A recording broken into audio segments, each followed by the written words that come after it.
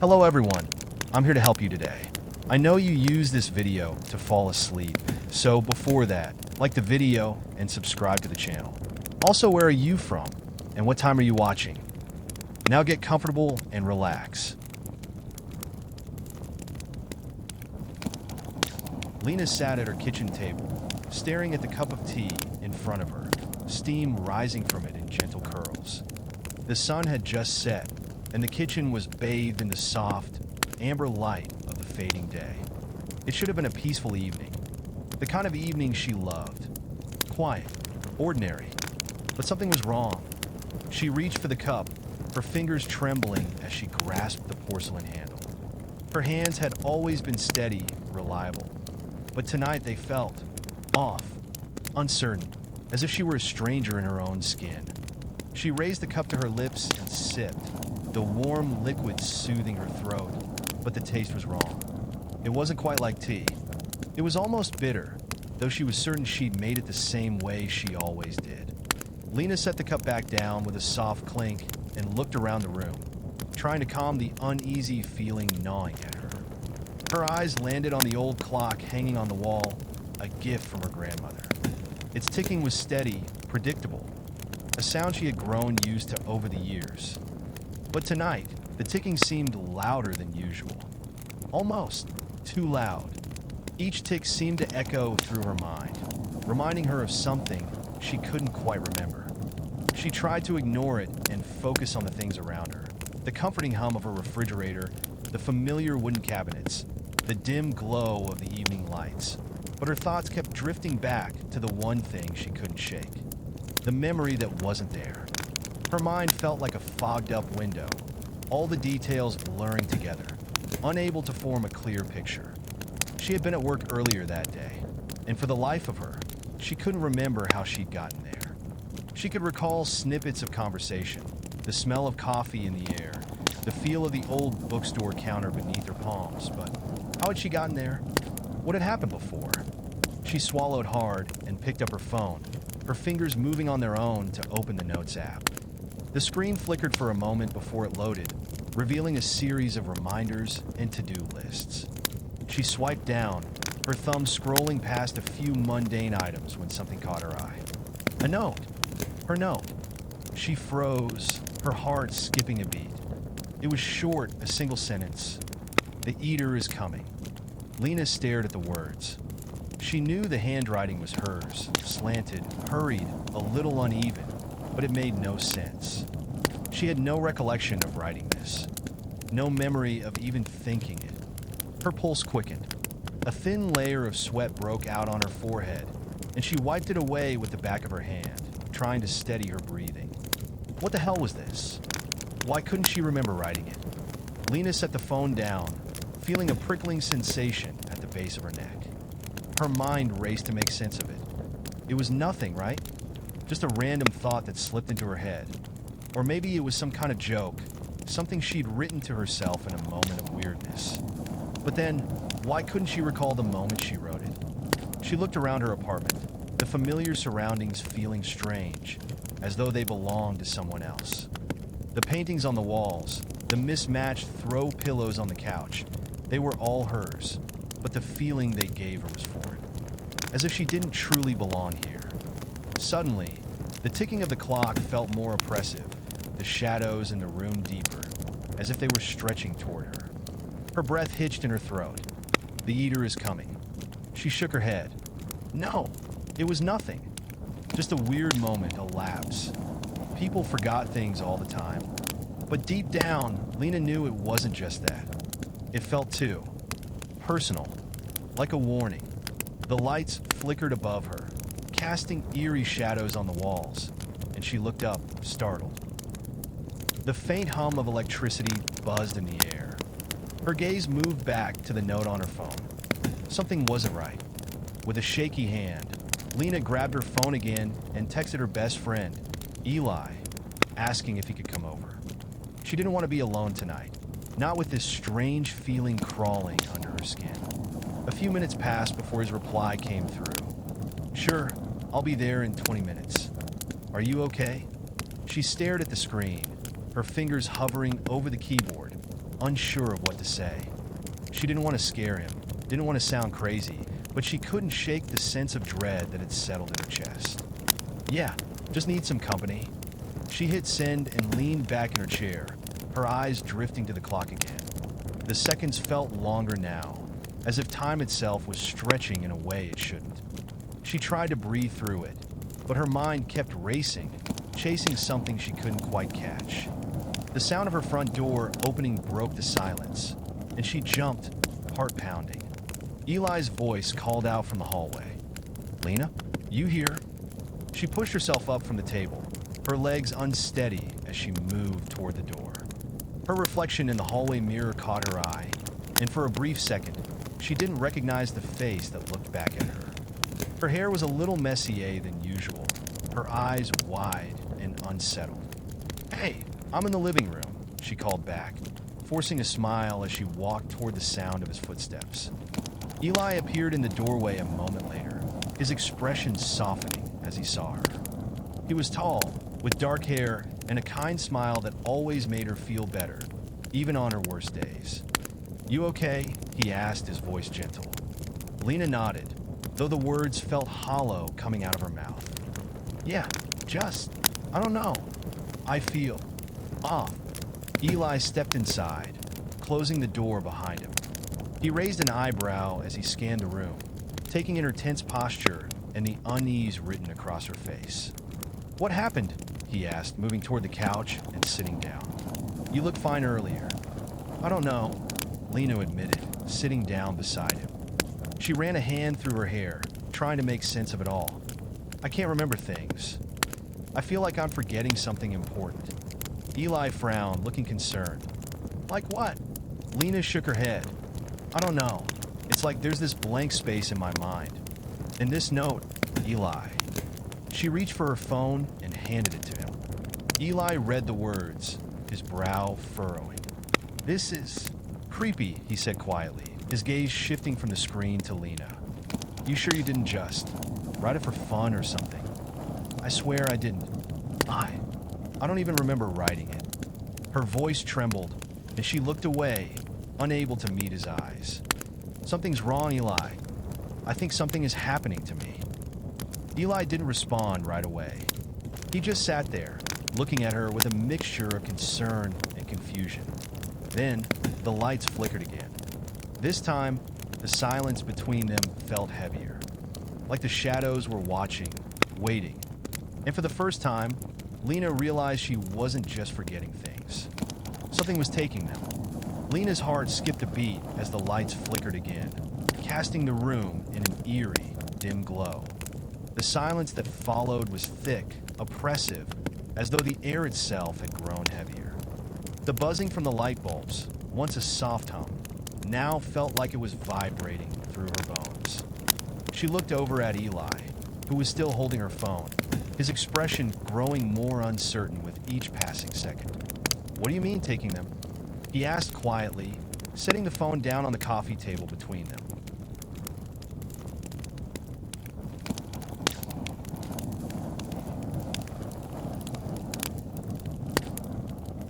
His voice had an edge of disbelief, but there was something in his eyes, a flicker of worry, that told her he wasn't entirely dismissing her.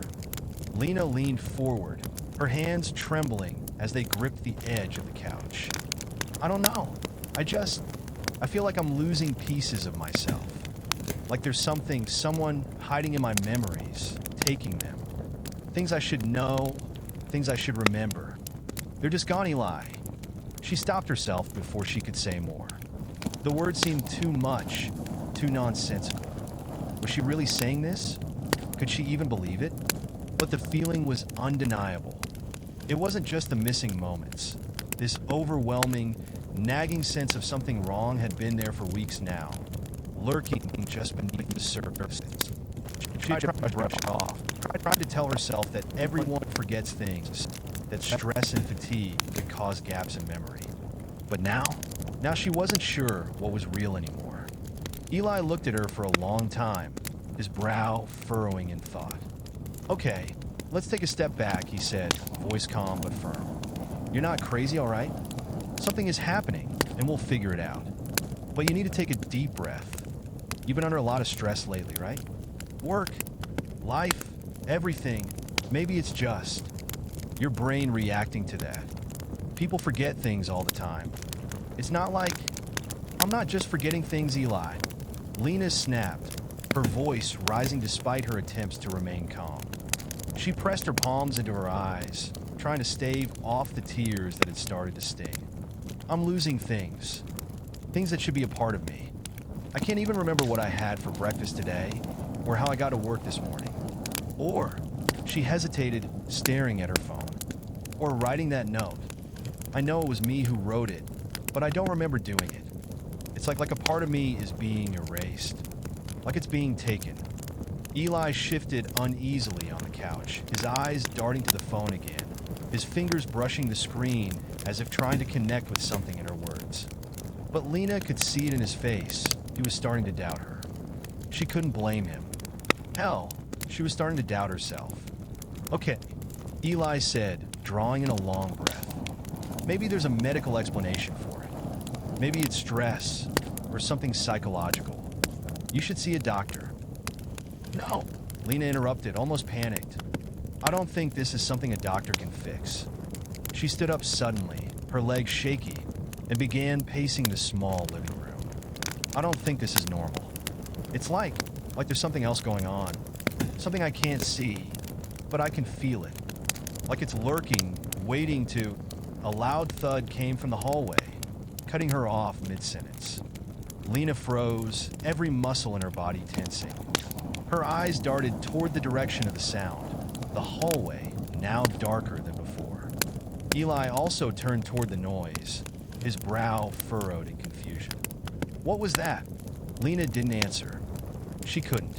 Her breath was caught in her throat, her heart pounding so loudly it drowned out any other sound. The thud came again, followed by a strange, scraping noise, like something heavy dragging across the floor. Lena's skin prickled, her pulse racing as she stared into the dark hallway, the shadows now seeming to pulse with an unnatural energy. Eli stood up, his hand reaching out to her, but Lena instinctively stepped back, shaking her head. Don't, she whispered, her voice trembling. Don't go down there. The dragging sound grew louder, closer now. It wasn't coming from the walls or the floors. It was coming from inside the apartment, right behind her. The air seemed to warp, thick and heavy, as if something unseen was pushing against it. Then, as suddenly as it had started, the sound stopped. Lena's breath hitched in her chest as the silence descended again, this time more suffocating than before. She could feel the weight of it pressing against her throat tightening, her mind spinning in a chaotic spiral. She turned back toward Eli, her eyes wide with fear. Did you hear that? Eli, now standing beside her, had his head tilted slightly, listening intently. His face was pale. Yeah, I heard it, he said slowly, his voice barely above a whisper. But there's nothing there. Lena looked at him, a growing sense of dread filling her chest. I'm not imagining this, Eli, she said, her voice breaking. I'm not. Something is here. Something. I don't know how to explain it, but it's real. It's in my mind, in my memories, and now it's here. Eli's expression softened, but there was something in his eyes now, something darker. A flicker of something he hadn't wanted to see. He opened his mouth to speak, but just then the lights flickered again, and the soft buzz of the bulb above them hummed louder. Lena's eyes shot to the corner of the room, her breath catching as she saw it. A shadow. A figure. It stood just beyond the light's reach, its shape indistinct, its edges blurred and shifting. It wasn't the same as the shadows that stretched across the walls. This was something else, something that didn't belong. The figure didn't move, but it felt, aware of her, watching. Eli stepped back, his eyes wide, but Lena couldn't move. She was paralyzed by the sense that the figure knew her, that it had always known her. It was the same feeling she had when she looked at her own reflection and didn't recognize the face staring back. It's here, Lena whispered, her voice shaking.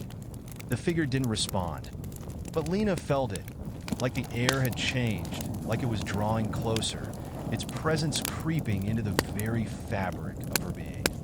It was pulling at her memories, at the edges of her thoughts, like it was trying to erase her. And then the voice came, soft whispering, a faint murmur in the darkness. "You can't remember me, but I remember you." The chill that ran down Lena's spine was enough to freeze her in place, her breath catching in her throat. The figure stepped forward, its form becoming clearer with each passing second, the shifting shadows around it stretching like tendrils. And Lena knew, with a horrifying certainty, that it had come for her. Lena took a step back, her legs shaking beneath her as the figure inched closer. Her chest felt tight, as if the air had turned to lead, suffocating her with every breath she tried to take.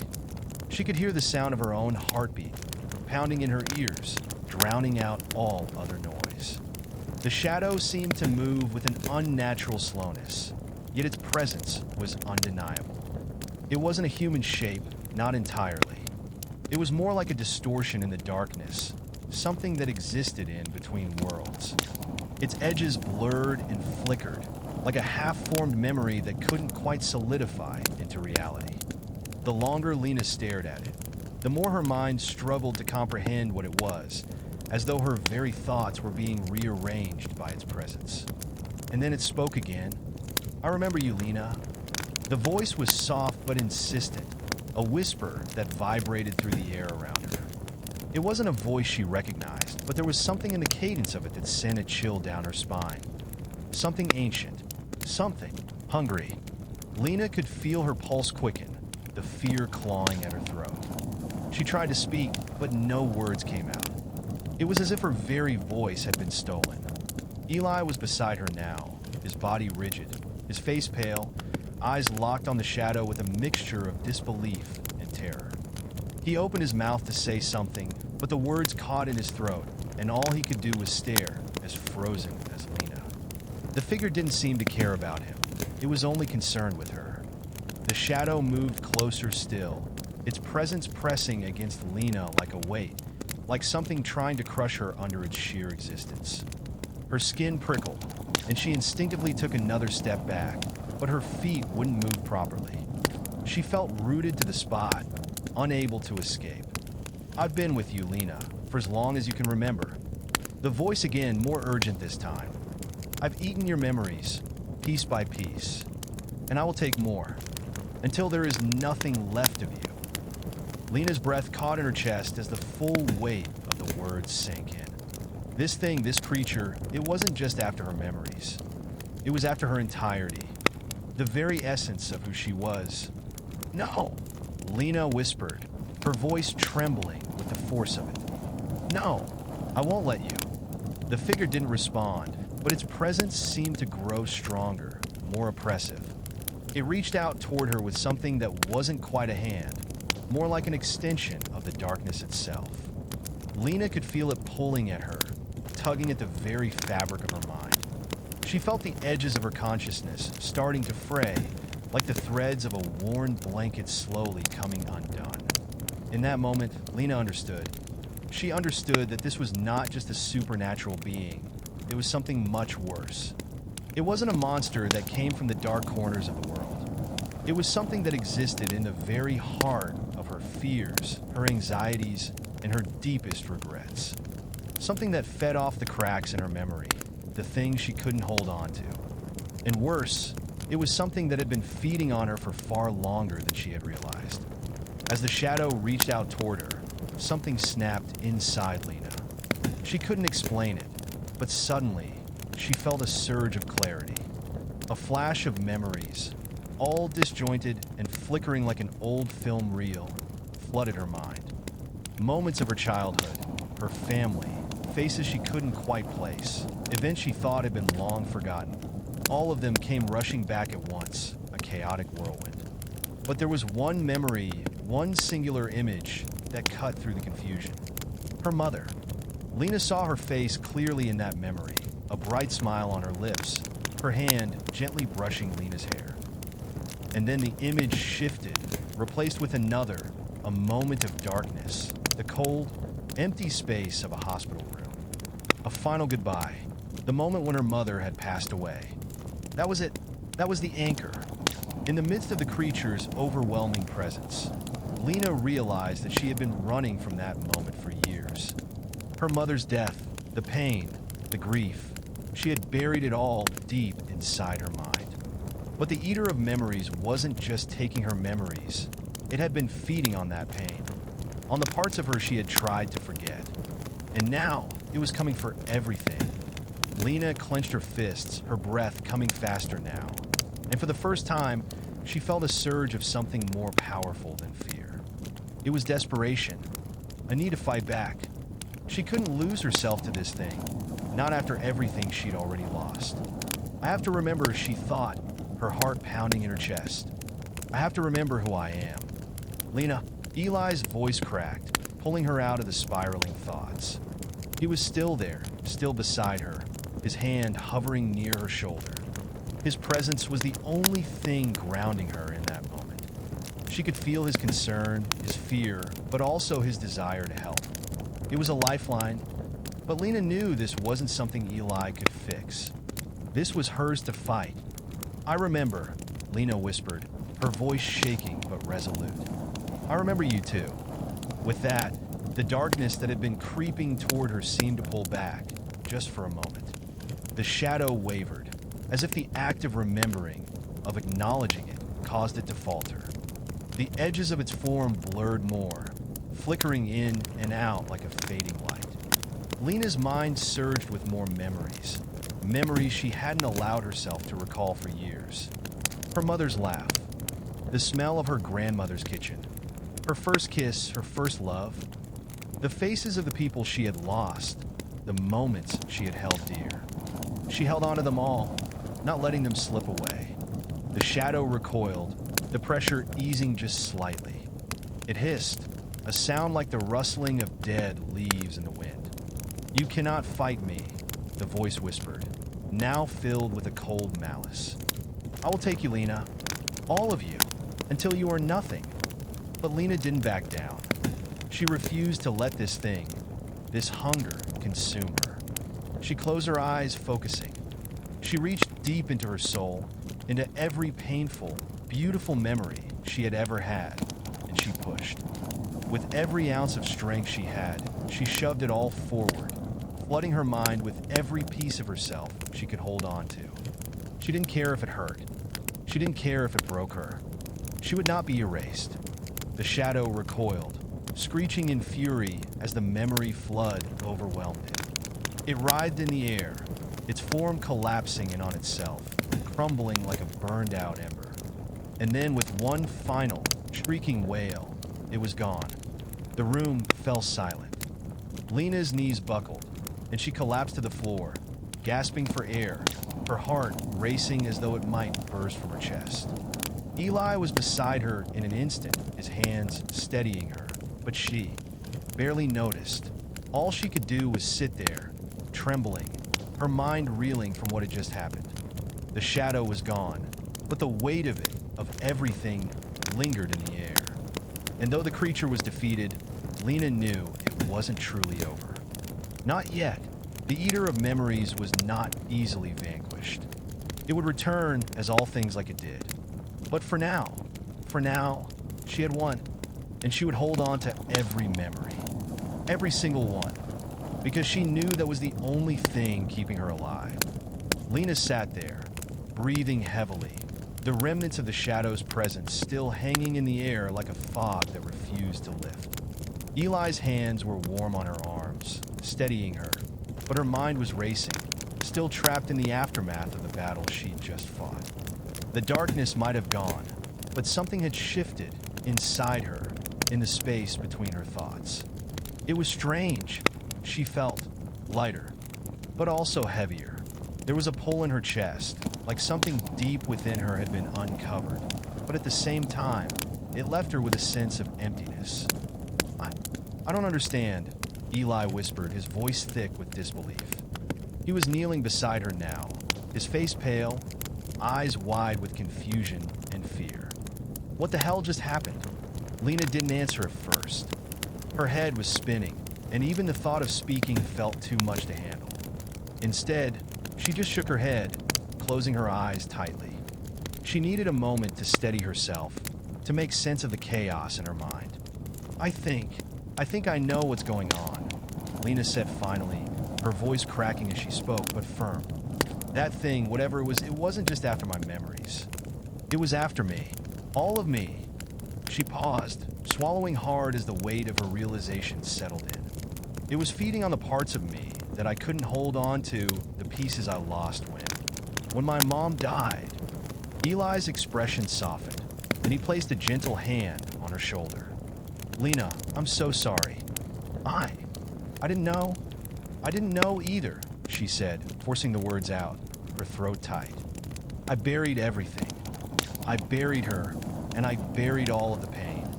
I thought if I forgot, if I let go of those memories, maybe it wouldn't hurt anymore." She shook her head, but it didn't work. Instead, that thing found a way in. It fed on that emptiness, on everything I was trying to forget. And now it's like I can't remember who I am without it. Eli took a deep breath, his hand still on her shoulder, and squeezed. "You're not alone, Lena. You never have been. You've got me." She nodded slowly, appreciating his presence, but she knew that this battle wasn't over. Not yet. The shadow had retreated, but the war between memory and oblivion was far from finished. She had fought back with everything she had, but that creature, that darkness, had been too close, too powerful. Lena stood up, her legs still weak beneath her, but she forced herself to move. She couldn't afford to collapse now, not when she was so close to understanding what was happening to her. She walked to the window, pulling back the curtain to stare outside at the night. The world seemed so still, so unaware of what she had just endured. But it wasn't over. She knew that now. "Eli," she said quietly, turning back to face him, "I need to find out what this thing really is. Why it's after me, why it took my memories, and what I can do to stop it for good." Eli stood up too, his face grim.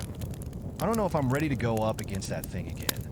It was like nothing I've ever seen before." "I don't think we have a choice," Lena replied, her voice steadying. "If it took my memories once, it could take more. It might come back for me again. Or worse, for you. I can't let it get close again." Eli frowned, his brow furrowing as he considered her words. Then, with a resigned sigh, he nodded. "All right, let's figure this out. Together."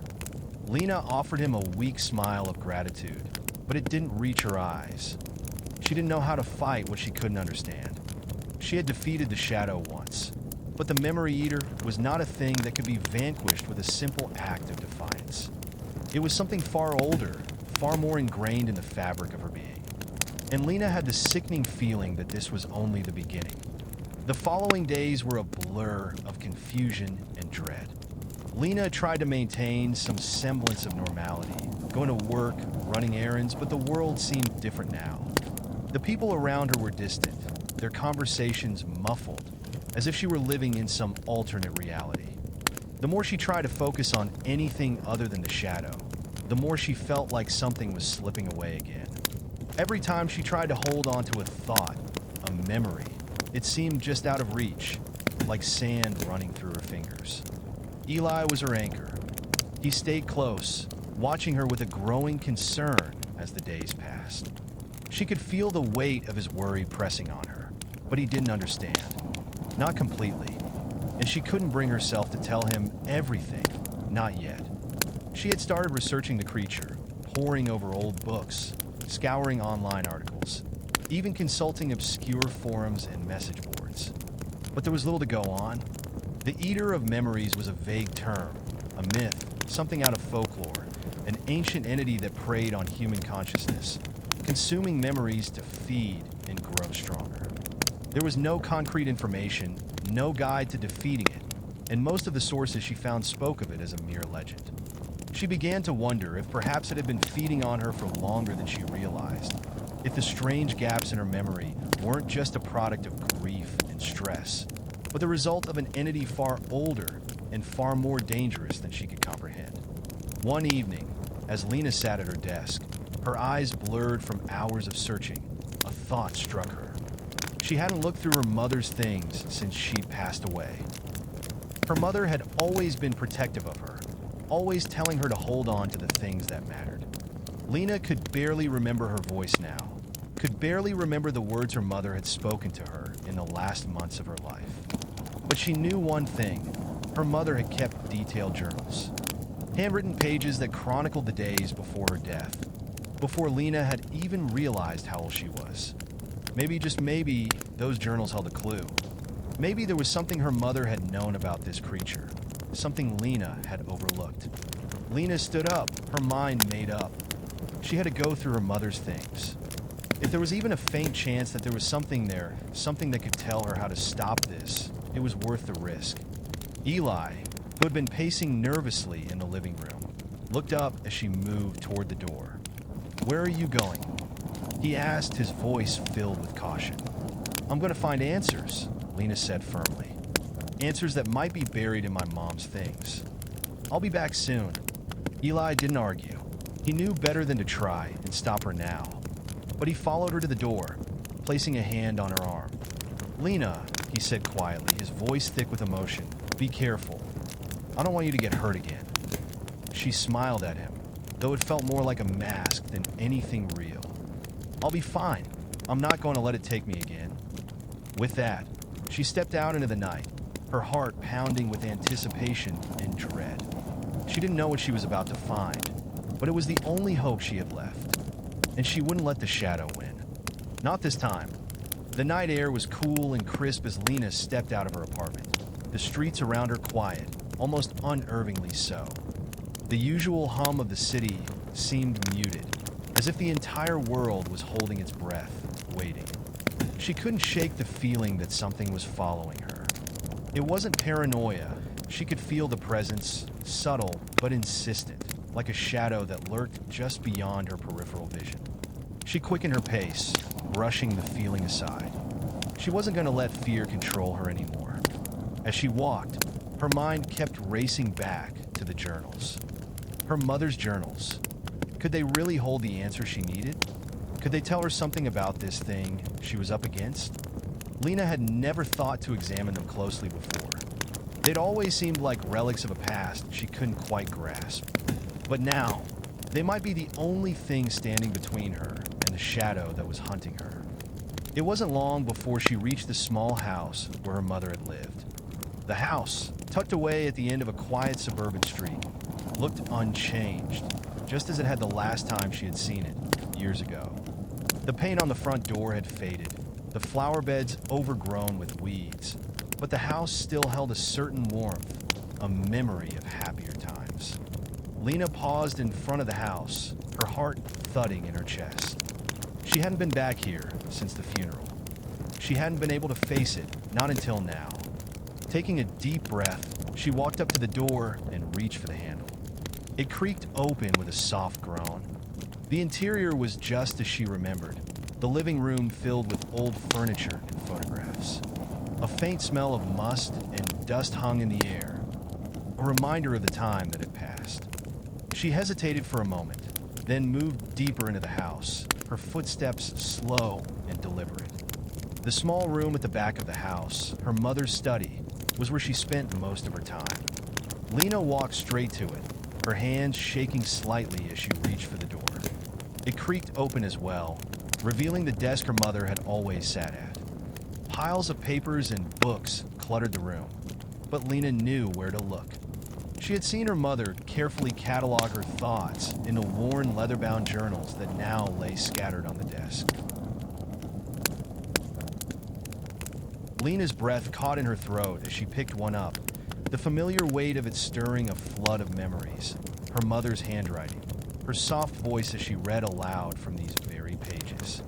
She opened the first journal, her fingers trembling as she flipped through the pages. At first, it was just the typical mundane entries.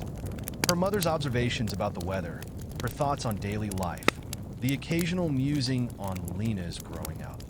But as Lena read on, the entries began to change. The tone grew darker, more fragmented, the ink seeming to smudge in places as though her mother had written in a hurry. January 12th. Something is happening. I can feel it. There's a heaviness in the air, an oppressive weight. I don't know how to explain it. I've been waking up at night, feeling like I'm not alone, as if something is watching me from the corner of the room. I've started forgetting things, little things at first. A conversation I had with Lena, a book I meant to read, but it's starting to get worse. January 14th. I can't stop it. It's taking everything from me, memories, my thoughts, my very sense of self. I don't know who to turn to. I can feel it feeding off of me. I don't know what it is, but it's inside my head, pulling at my past like a thread, unraveling everything I've ever known. I've seen it, in the dark. It's not a person. It's something older, something that thrives on forgetting. Lena's hand froze on the page, her heart racing. She couldn't believe what she was reading. Her mother had known. She had known something was wrong. Something had been stealing her memories, just like Lena was experiencing now. Lena flipped through the pages frantically, reading more entries, desperate for an explanation, a solution. January 21st. I've learned its name. It is called the Eater of Memories.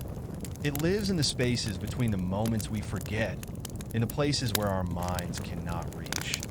It is ancient, predatory. It comes for the weak, the broken, the ones who bury their pain too deeply. It feasts on the past, on all that is dear, until there is nothing left but the hollow shell of a person. I'm writing this because I don't know how much longer I have. If you're reading this, Lena, if you're still here, please remember me. Don't forget me. It's all I can ask for now. Lena's breath caught in her throat, a sob breaking free before she could stop it. She clutched the journal to her chest, the weight of her mother's words crashing down on her. Her heart pounded, the room feeling too small, too oppressive. The Eater of Memories. It was real. It wasn't just a nightmare. Her mother had been right, had tried to warn her. And now, Lena understood what the creature had been after. Not just her memories, but her essence, her soul. And Lena realized with a sickening certainty that it was still out there. It wasn't finished. With shaking hands, she reached for the next journal, flipping through it with renewed urgency. The entries grew increasingly erratic, the handwriting more slanted, more distorted. But one entry caught her eye, a final entry, dated just days before her mother's death. January 28th. I made a terrible mistake. I thought I could escape it, thought I could bury the memories and make it go away. But the Eater isn't something you can outrun. It has been with me, in the spaces I didn't even know existed. I didn't just lose my memories. I lost pieces of myself, of my very soul. And now, I feel it coming for me. I don't know what will happen when it finally takes me, but I know I won't be the same. I can only hope Lena will be able to fight it, if she remembers me in time. Lena felt a cold wave wash over her. Her mother had known it was coming. She had tried to prepare her, tried to leave a warning, but in the end, the creature had taken her. Had it been the Eater of Memories that had caused her mother's illness? Had it been slowly draining her life, piece by piece, until there was nothing left? And now, Lena could feel it again, the same dark presence from that night, the same whisper that had haunted her every step. It's here. She slammed the journal shut, heart racing, and for the first time in days, she felt the cold fingers of fear gripping her throat. She couldn't run. She couldn't hide. It was coming for her. Lena's breath was shallow, her pulse hammering in her ears. The walls of her mother's study seemed to close in around her, the air growing thick and heavy with the weight of the revelation she'd just uncovered. The Eater of Memories, her mother's final warning, the terror her mother had tried to escape, had come for her now. But there was no escaping it. Her hands were trembling as she placed the journal back on the desk, suddenly unsure of what to do next. She could feel it. The presence, it wasn't just an abstract fear anymore. It was real. The darkness had followed her here, and it wasn't content to linger in the shadows of her past. It was coming for her, too. Lena's body froze as the hairs on the back of her neck stood up. Something shifted in the room. like the very air had become charged with static. She turned slowly, her eyes scanning the dimly lit space. The study, once so familiar, now felt alien, as though it had turned into a stage where the unseen was playing out some twisted drama. And she was the unwitting protagonist. Suddenly, a low, guttural sound filled the room. It wasn't quite a whisper, but something deeper, something that reverberated through her bones. The kind of sound that made the very foundation of reality feel unstable. It was like 1,000 voices, muffled but insistent, calling out from the deep, yearning for something, someone. Lena's heart lurched, her body shaking as she instinctively backed away from the desk. Her eyes darted to the door. The walls seemed to stretch outward, pulling her away from the space she had known so well, and she realized with a jolt that the shadow, the darkness, wasn't just in her mind anymore. It was here with her. The flickering of the old overhead light caught her eye, but it wasn't the light itself that held her attention. No, what caught her gaze was the reflection in the window. The faintest movement, like something dark and jagged, was slowly rising behind her. Lena's pulse quickened. She turned around quickly, heart pounding in her chest, but there was nothing there. Just the same old study, the same piles of books and papers. The air felt too still, too quiet. That's when she heard it again, the sound, only louder this time. The whispering, louder, more distinct, and it wasn't coming from the darkness behind her. It was coming from within her own head. "You can't run from me." Lena staggered backward, panic flooding her chest. She had to get out of here. She had to leave, but her legs felt heavy, unwilling to move, as if the weight of the darkness had already taken root within her. Her eyes frantically searched the room again, but this time, she couldn't ignore the truth. She wasn't alone. The shadow was here. No longer a thing of fleeting presence. It had come for her, woven itself into the very fabric of her reality. And there was nowhere left to hide.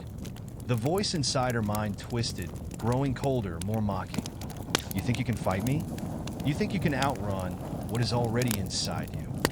The room began to darken, as though the very light in the study was being drained away. Lena could feel it, the vacuum of her mother's presence, the essence of her life that had slipped away, piece by piece, now returned in the form of a malevolent force.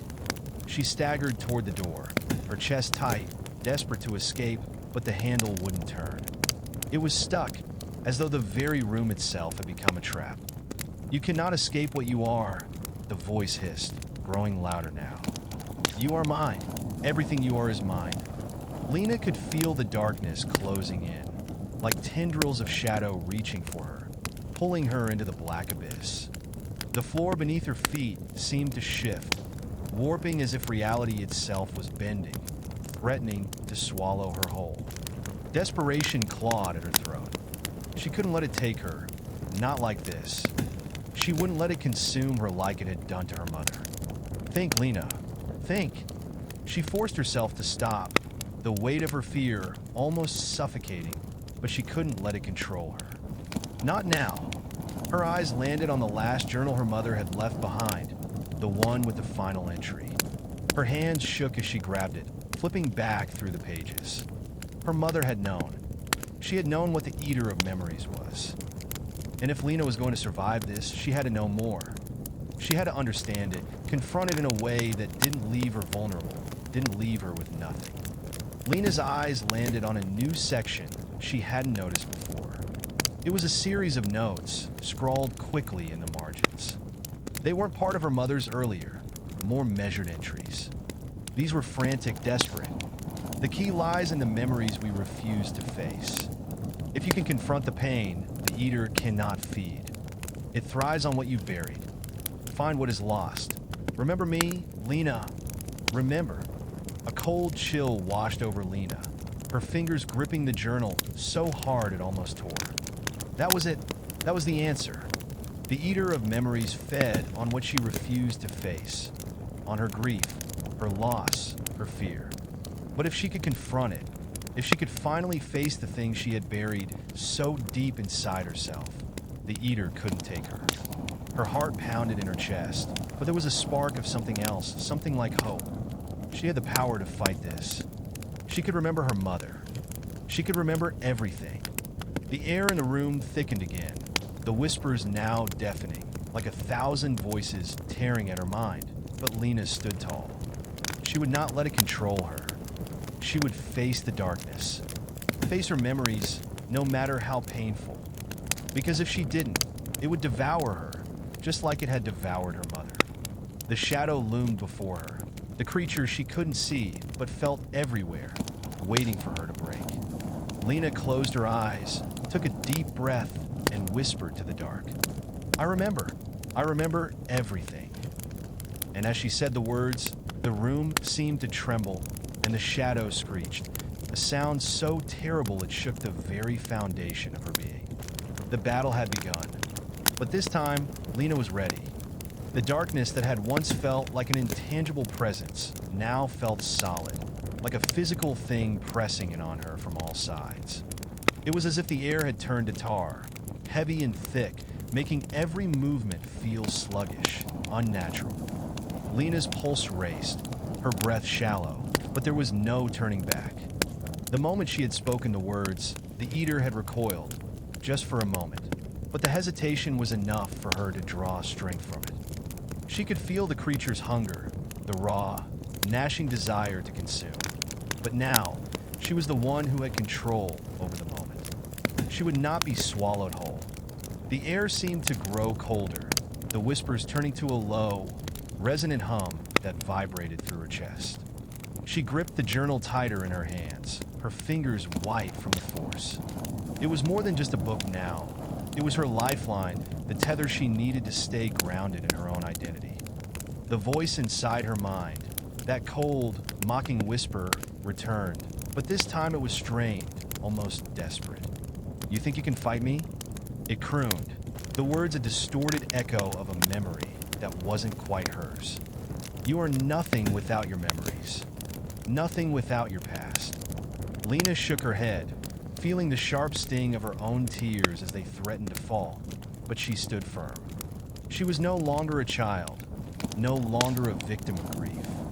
She had faced the loss of her mother, the pain of not being able to save her. She had pushed down the raw, aching emptiness of that loss for far too long, and now she knew that this thing that wanted to feed on her, could not touch what she had already survived. I am who I am, she said through clenched teeth, the words like a chant, a mantra. And I remember everything. I will not let you take me. The shadow seemed to pulse around her, surging, as if testing her resolve. The room twisted, as if reality itself was bending in on itself.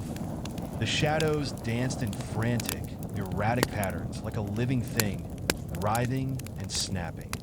She could feel the weight of it all pressing down on her, threatening to suffocate her very sense of self. But Lena didn't let it overwhelm her. She focused on the memories she had long buried.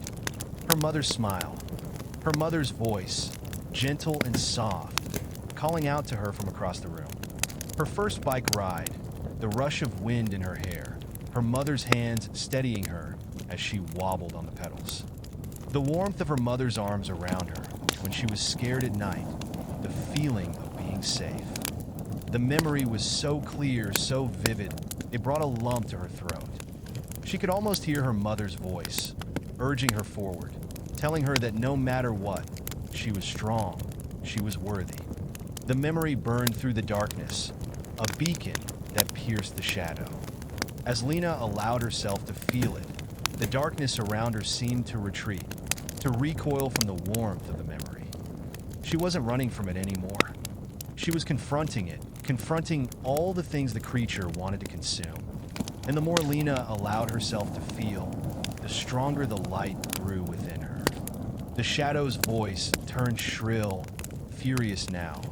You cannot remember all of it. You cannot bring it back. I will tear it from you. Lena felt the pressure in her mind, a tearing, pulling sensation as if something was trying to rip her thoughts apart. The darkness surged again, and she felt the weight of her grief, the weight of her mother's death, the sorrow of everything she'd lost pushing at her chest. It felt as though her very existence was being pulled into two pieces, a part of her wanting to give in, to let go of everything that hurt, and another part wanted to hold on, to remember.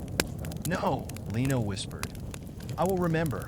I will feel every pain, every joy, every scar, and I will let them make me whole." The darkness recoiled with a high-pitched screech that rattled her bones. The air was suffocating, but she felt a fire growing inside her, an intense heat that started in her chest and spread outwards like a blaze. She felt her heartbeat, steady and sure, fueling the flames.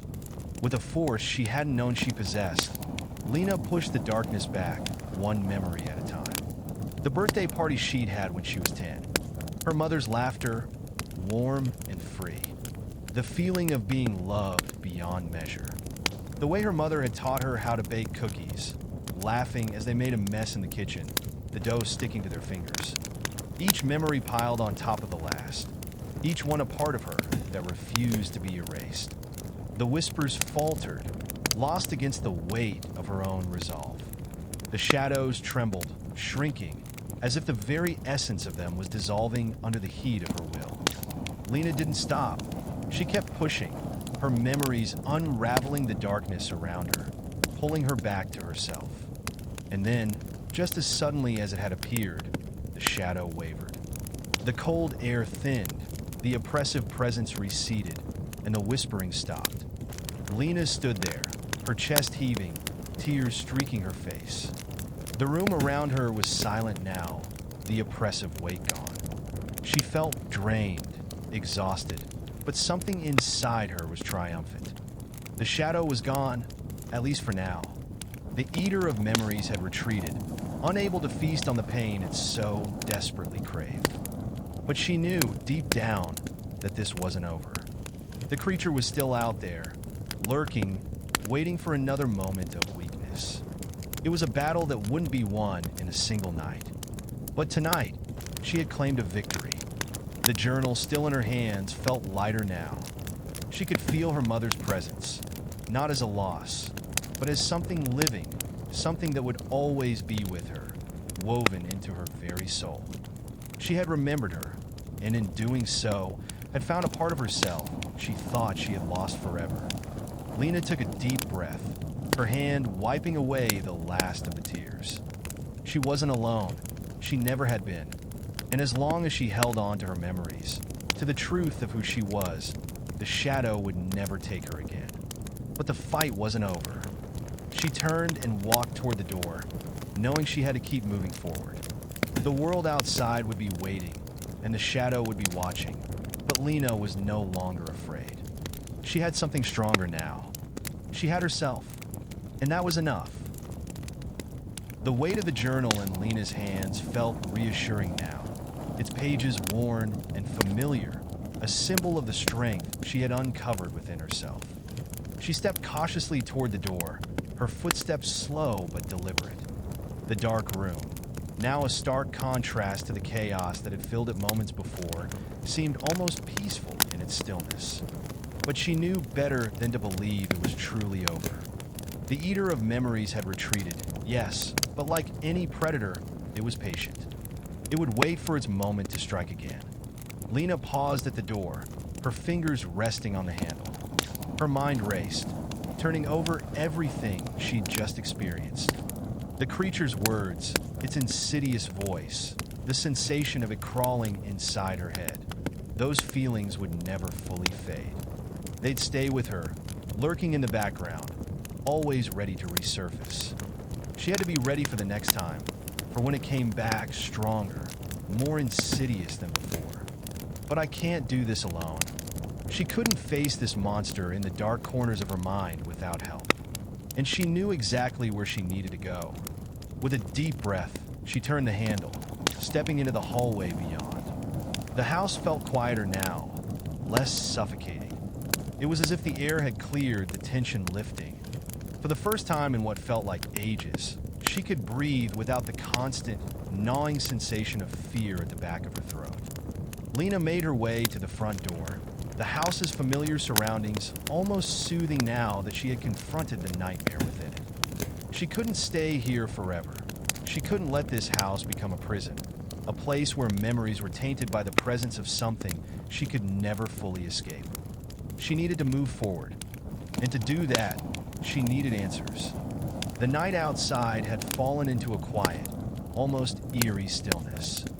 The wind stirred the trees, their branches scraping against the sky, but even the sounds of the night seemed muted, as if the world itself was holding its breath.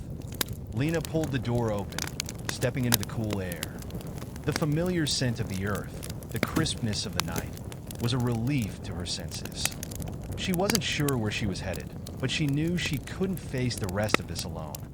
Her eyes fell to the journal again, its leather binding worn from years of use. She needed to return to the beginning, to the very source of this terror. There was one person left who might know more, someone who had studied the Eater, someone who had once been her mother's closest confidant. Lena's breath hitched as the name crossed her mind. Professor Caldwell. She hadn't seen the professor in years, not since her mother had passed away. But she remembered the way Caldwell had always spoken about the strange and the unknown, the things that existed beyond the realm of normal understanding. The professor had once been a mentor to her mother, a fellow researcher of the supernatural and unexplained. If anyone had knowledge of the Eater of Memories, it would be Caldwell. Lena didn't hesitate. She made her way to the old, rustic car parked in front of the house. It was a relic worn and dusty, but it still worked. The drive would take her through winding country roads and past the old town where Caldwell had lived, but she knew this was a trip she had to make. The answers she needed were out there. As she drove, her mind kept returning to the journals. She thought about her mother's final entry, the warning she had left behind, and what it meant for her now. Remember me, Lena? Don't forget me. Lena gripped the wheel tighter. She wouldn't forget. She couldn't. The road stretched ahead, dark and empty, a blur of trees and the occasional flicker of headlights. The eerie quiet of the night seemed to press in around her, and the further she drove, the more the weight of the past seemed to press down on her. She thought about everything that had happened, everything she'd learned. Her mother's warnings, the Eater's insidious presence, the things she had locked away in her memories. She could still feel the lingering sting of those lost moments, but now she had the power to reclaim them, to face what she had been running from for so long. The drive felt like it took forever, but eventually she reached the town. It was small, sleepy, and unassuming, nothing like the bustling city where Lena had grown up. The streets were nearly empty, save for the occasional flicker of a street light or the rustling of a breeze through the trees. She made her way to the outskirts of town, where a tall, ivy-covered stone building loomed in the distance, the old university. Professor Caldwell's office was tucked away in the farthest corner of the campus, a place few had visited in years, and that was exactly where Lena headed. When she arrived, the building seemed even older in the dim light, the stone walls thick and imposing. She felt an odd sense of foreboding wash over her as she stepped out of the car, but she shoved it aside. She had to keep moving forward. Inside, the halls were empty, the silence oppressive. Lena's footsteps echoed off the cold stone floors as she made her way to Caldwell's office. The door was ajar, a faint light spilling out from within. Lena hesitated for just a moment, then pushed the door open. The office was filled with the scent of old books and incense, the shelves lined with dusty tomes and strange artifacts from long-forgotten places. But what caught her attention was the figure sitting at the desk, a figure she hadn't seen in years.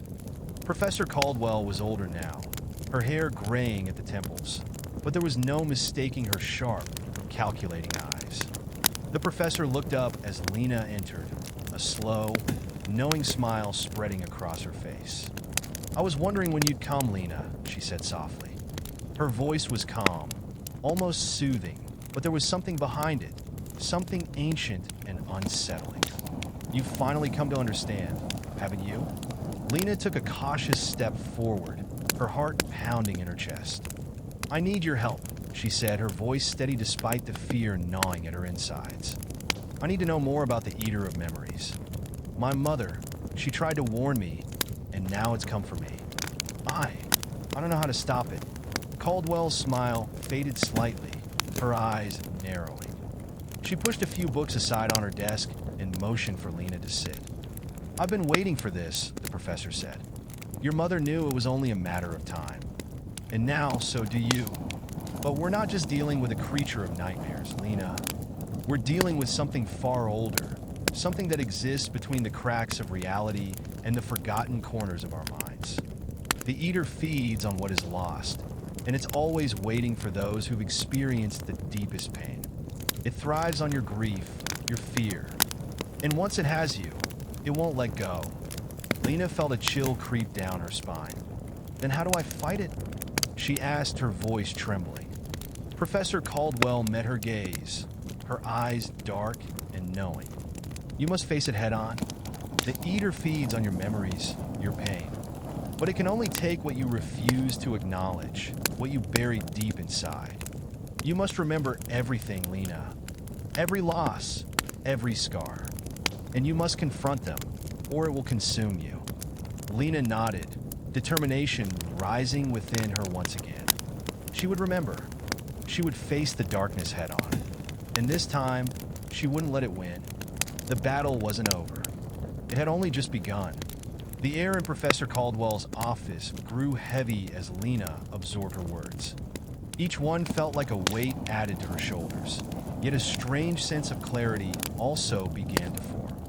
She wasn't alone in this battle, and there were answers out there, scattered in the corners of the world, if only she could find them. Lena met the professor's gaze, her resolve hardening. "What's the next step? How do I find it? How do I stop it?" Caldwell stood slowly, moving to the far corner of the room, where a large bookshelf was crammed with dusty volumes on arcane subjects, ancient rituals, forgotten entities, and the supernatural. The professor pulled down one of the thick tomes and flipped through its brutal pages. It wasn't until Lena moved to join her that she stopped, her finger landing on a specific passage. "This," Caldwell said, pointing to a faded illustration of an ominous figure surrounded by writhing shadows. "The Eater of Memories is not merely a creature, but a force. It is an ancient being that feeds not only on memories, but on the essence of a person's identity, what makes them who they are. It seeks the fragments of the soul lost in grief and trauma, the things you've buried deep down, convinced you've forgotten. It is relentless, and it will stop at nothing to consume every last scrap." Lena's breath caught in her throat as she leaned in closer to the page. The figure depicted in the illustration seemed vaguely familiar. It looked like a shadow, but with eyes that glowed faintly, piercing through the darkness. There was something in those eyes that made her skin crawl, but also something else, something that seemed to beckon her. "Where did this come from?" Lena asked quietly, her voice trembling with unease. Professor Caldwell turned the page, revealing a map. It was old, ink faded, and the locations marked on it seemed strange, distant, otherworldly. "This is the map your mother used in her research. It leads to places, sites where the Eater has been known to appear. These locations are deeply tied to human suffering, to places of great loss, places where memories are buried so deeply they begin to twist. Your mother and I, we studied these places, but she became too involved. She thought she could control it. She thought she could make it stop." Caldwell's voice grew softer, tinged with regret. Lena's thoughts were racing. She was starting to understand. "You're saying I have to go to these places? To face the memories buried there?" Caldwell nodded. "Exactly. These sites are not just physical, they are spiritual, psychological. They're the places where the deepest grief and pain reside. You must confront them, Lena. You have to reclaim what was taken from you before the Eater can finish what it started. You can't outrun your memories anymore. You need to embrace them." A shiver ran through Lena as she imagined standing in those places, places where memories were twisted, where pain and grief had taken on a life of their own. Could she do it?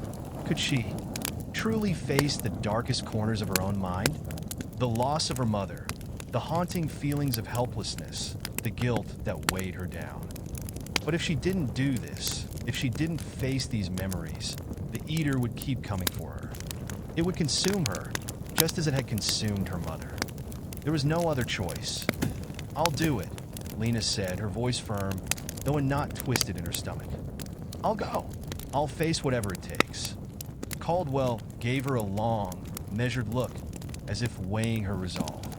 After a moment, she nodded. "I knew you would. But remember, Lena, this isn't just about remembering, it's about forgiving yourself, too. The eater feeds on more than just memories. It feeds on regret, on unresolved emotions. If you can't let go of the past, if you let it control you, it will have you."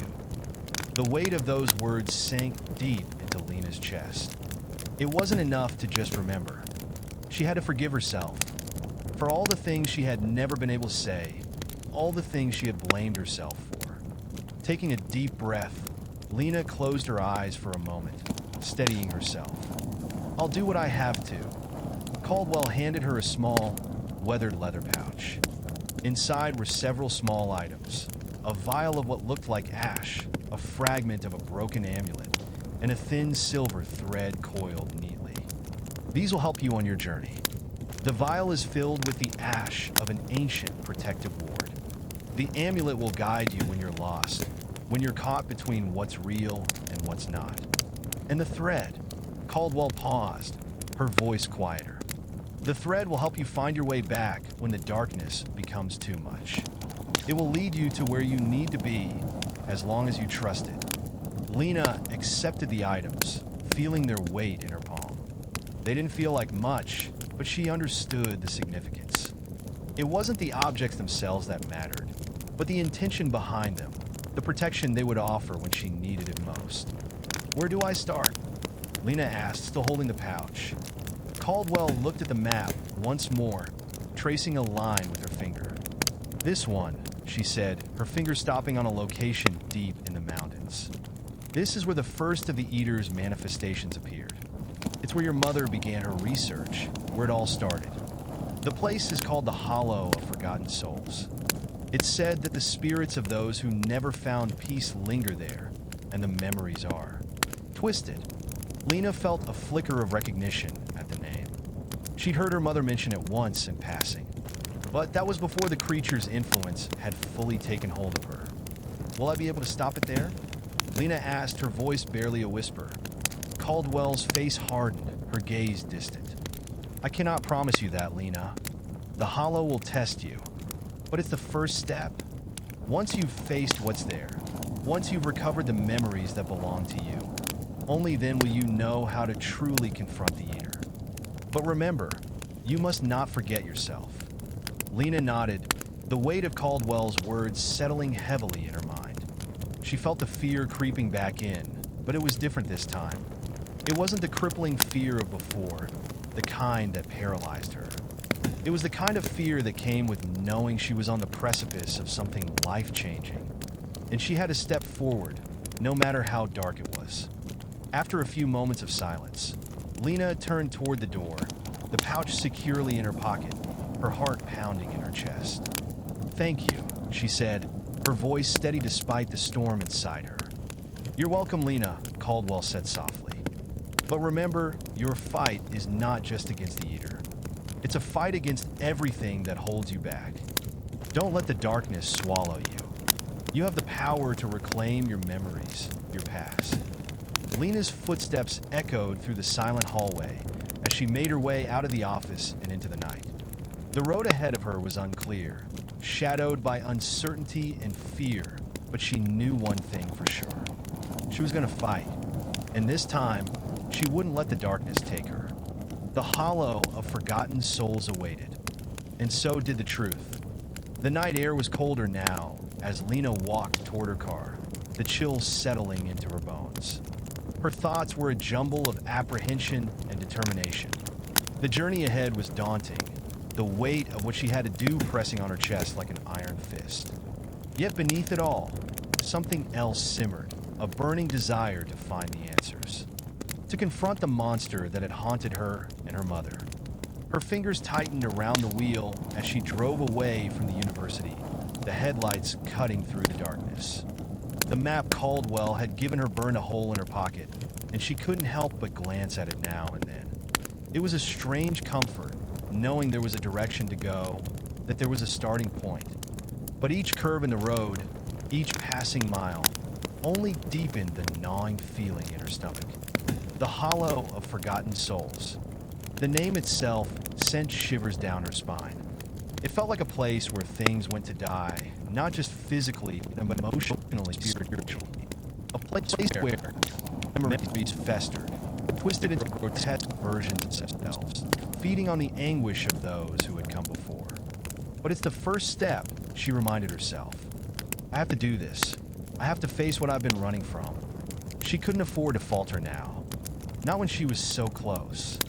Her mother had faced this creature head-on. She had given everything to stop it, and Lena was determined to do the same. The road became increasingly isolated as she left the town behind, winding up into the mountains. The trees, thick with the remnants of autumn, stood like silent sentinels along the side of the road, their bare branches swaying in the wind. It felt as though the forest was alive, watching her as she passed, aware of the burden she carried. The further she drove, the more oppressive the silence became, as though even the air was holding its breath, waiting for something to happen. Lena's mind kept drifting back to the journal, to the fragments of memories she had unlocked during her encounter with the Eater. The creature had tried to take them from her, tried to erase the memories of her mother, the warmth of her love, the safety she had once felt in her presence. But she had fought back. She had held on. Yet she knew this next step, confronting the Hollow, would require more than just remembering. It would require accepting the things she had buried for so long.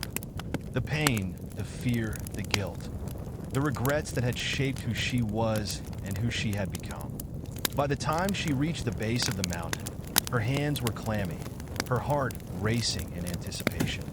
The road ahead grew steeper, the trees thicker, their shadows swallowing the path.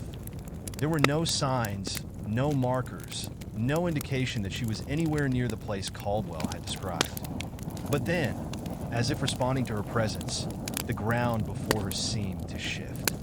A low, guttural hum echoed through the air, vibrating beneath her feet.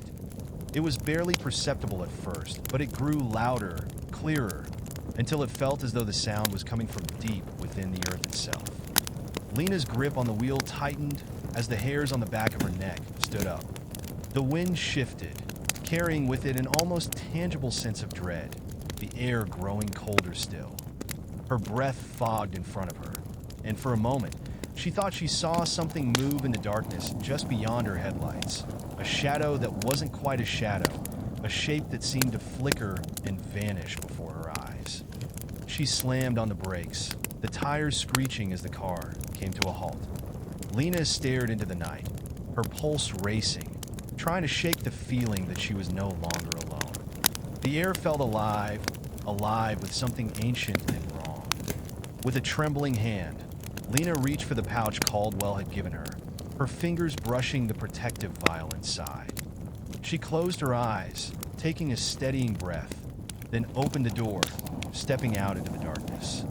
The wind whipped around her, carrying the smell of damp earth and decaying leaves. She didn't know what to expect, but she knew she couldn't hesitate now. The road behind her seemed to disappear into the blackness, but ahead there, just beyond the trees, a faint, eerie light flickered. The Hollow. It was more than just a place. It was a presence.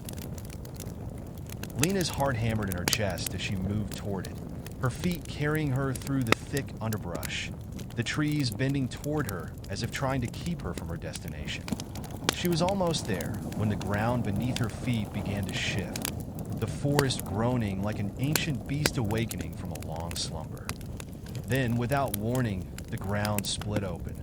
A dark chasm yawned before her, a jagged wound in the earth, wide and deep, stretching endlessly into the night. From the depths of the hollow, a low, inhuman growl rose, the sound scraping at her very soul. The air around her crackled with a malignant energy, and Lena could feel the weight of it pressing in from all sides. The light, flickering, uncertain, was coming from the edges of the chasm. She had no choice but to move forward. As Lena approached the edge, the shadows seemed to part just enough for her to see what lay below. It was a vast, empty space, filled with memories. Memories suspended in the air like glowing wisps, each one radiating a soft, haunting light. Some were fragmented, shattered, half-formed. Others were whole, vivid, and terrifying. And then she saw it. The Eater. It was no longer just a shadow, no longer a fleeting thing that lurked at the edge of her mind. It was here, in the flesh, or what passed for flesh. A towering figure, covered in what looked like the remnants of broken memories. Its body was a patchwork of distorted images of faces, flickering in and out of existence, each one twisted in anguish. Its eyes were the most terrifying part, wide, empty pools of blackness that seemed to stare directly into her soul.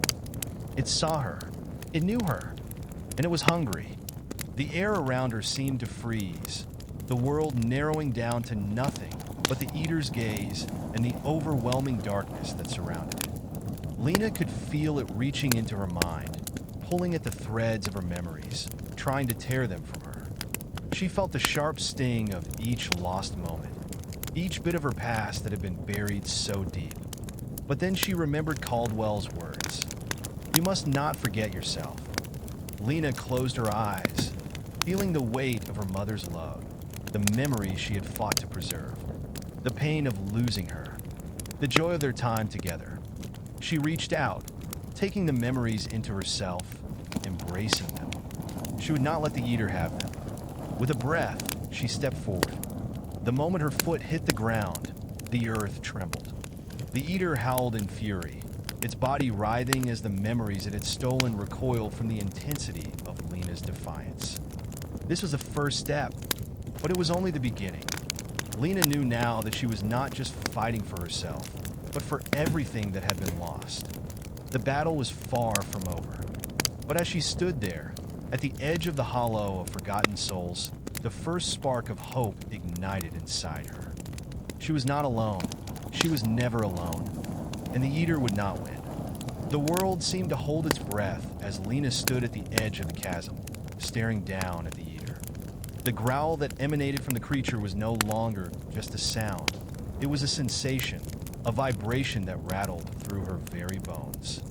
The Eater writhed, its distorted body shifting and contorting as though the memories it fed on were trying to escape its grasp. Lena's heart raced, but her mind was steady. The air around her buzzed with an otherworldly energy, pulling at the threads of her thoughts, trying to tear them apart. She could feel it trying to pry into her memories, digging into the cracks and scars that had formed over the years, the ones she had worked so hard to bury. The loss of her mother, the feelings of guilt and helplessness, the fear of never being enough. No, she thought fiercely. Not this time. She gripped the leather pouch in her hand, the silver thread inside it cool against her palm. The vial of ash, the broken amulet, everything was a part of this, part of the protection she needed. To reclaim herself. She had come here for a reason. To face the memories she had spent years running from. To take back what was hers. Her breath was steady now, her feet rooted to the ground. She focused on the sensation of the earth beneath her, the connection to this place, this hollow.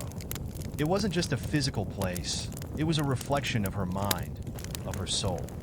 She could feel the weight of every grief, every moment of regret, every scar, every secret buried in the depths of her heart. And there, amid the swirling chaos, something inside her shifted. She remembered something her mother had told her when she was younger. The memories are not your enemies, Lena.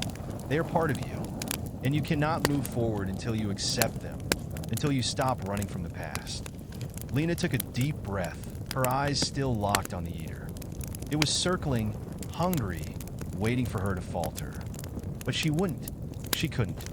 "I remember," she whispered to the creature, her voice unwavering. "I remember everything." The words seemed to echo through the hollow, and for a moment, the eater froze. Its black eyes widened, the empty void staring back at her. There was a shift, a hesitation, as though it was trying to comprehend what she had said. The memories she had longed to forget, the ones that haunted her, came rushing back in a wave. But this time, they didn't feel like enemies. They didn't sting like they used to. They were pieces of her, fragments of the woman she had been, the woman she could still be. The love she had shared with her mother. The pain of losing her.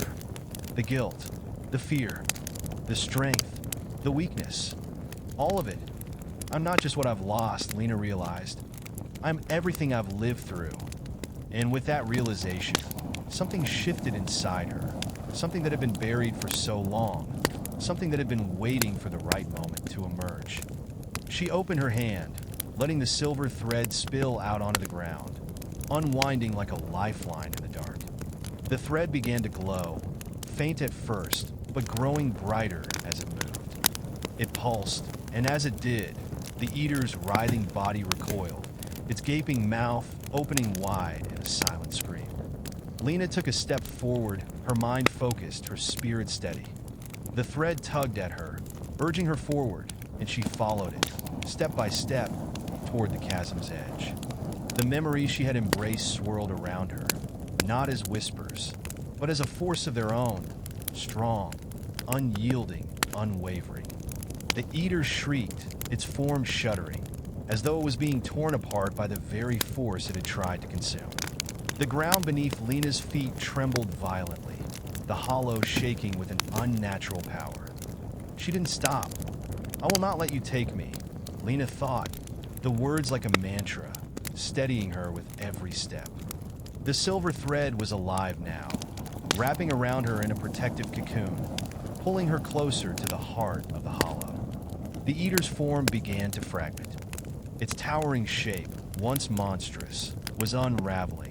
The flickering faces of its victims, the broken memories it had consumed, reappearing in flashes of light, only to be torn apart again. The creature's scream turned to a low, guttural wail, and Lena felt a coldness seep into the very marrow of her bones. But she was not afraid anymore.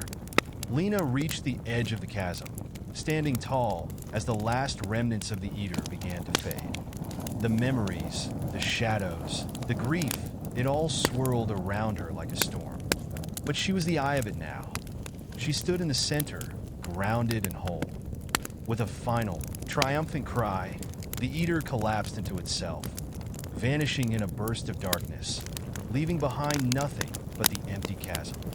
For a long moment, Lena stood there, breathing deeply, her heart racing as the silence settled in. The storm of memories and emotions slowly calmed, leaving her with a sense of peace she had never thought possible. The silver thread that had guided her pulsed one last time, then faded, its job complete. Lena stepped back, her legs trembling with exhaustion. She looked down at the ground, where the thread had unraveled, and in its place, a small, glowing fragment lay, a piece of the broken amulet, now whole again. She knelt down and picked it up, the weight of it in her hand solidifying her resolve. It was over, but the journey had changed her. It had forced her to confront not just the eater, but the deepest parts of herself. The things she had buried, the pain she had hidden, those memories were hers, and she had learned to carry them, to not let them control her. Lena turned and began to walk back toward her car, the path before her now clear. She had faced the darkness, and she had emerged stronger for it.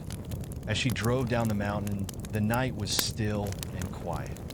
The stars above twinkled like tiny beacons of light, and the weight that had once burdened her heart began to lift, piece by piece, until only the quiet hum of the engine filled the air.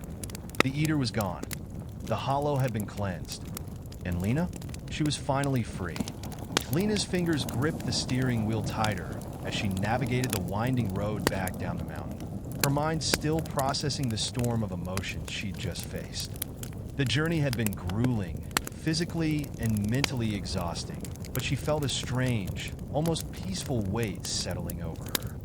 The darkness she'd fought had been vanquished, at least for now.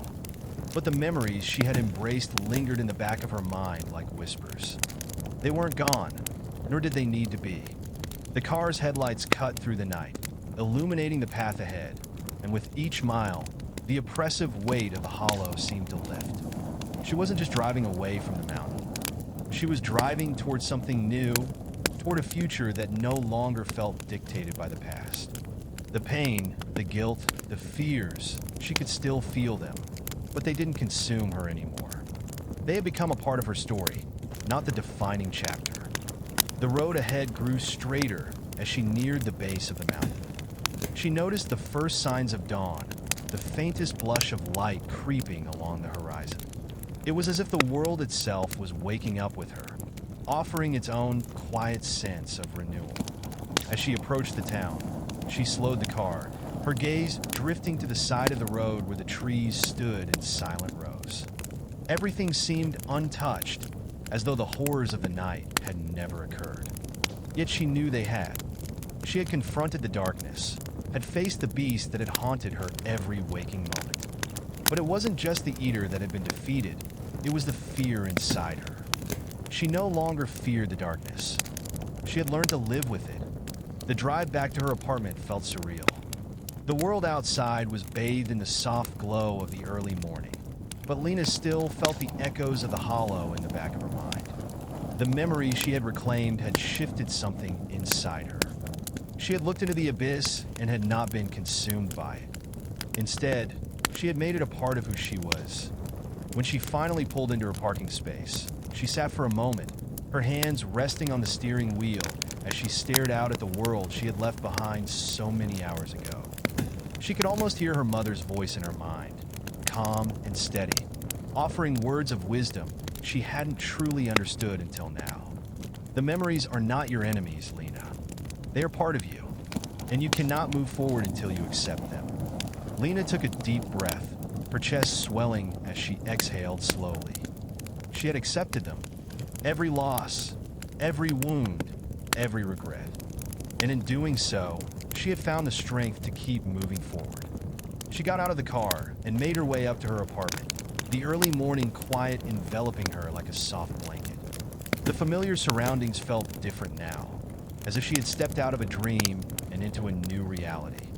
She had changed, grown stronger, and yet she felt grounded, as though she had finally found her place again. Inside, the apartment was still dim, the sunlight only just beginning to creep through the blinds.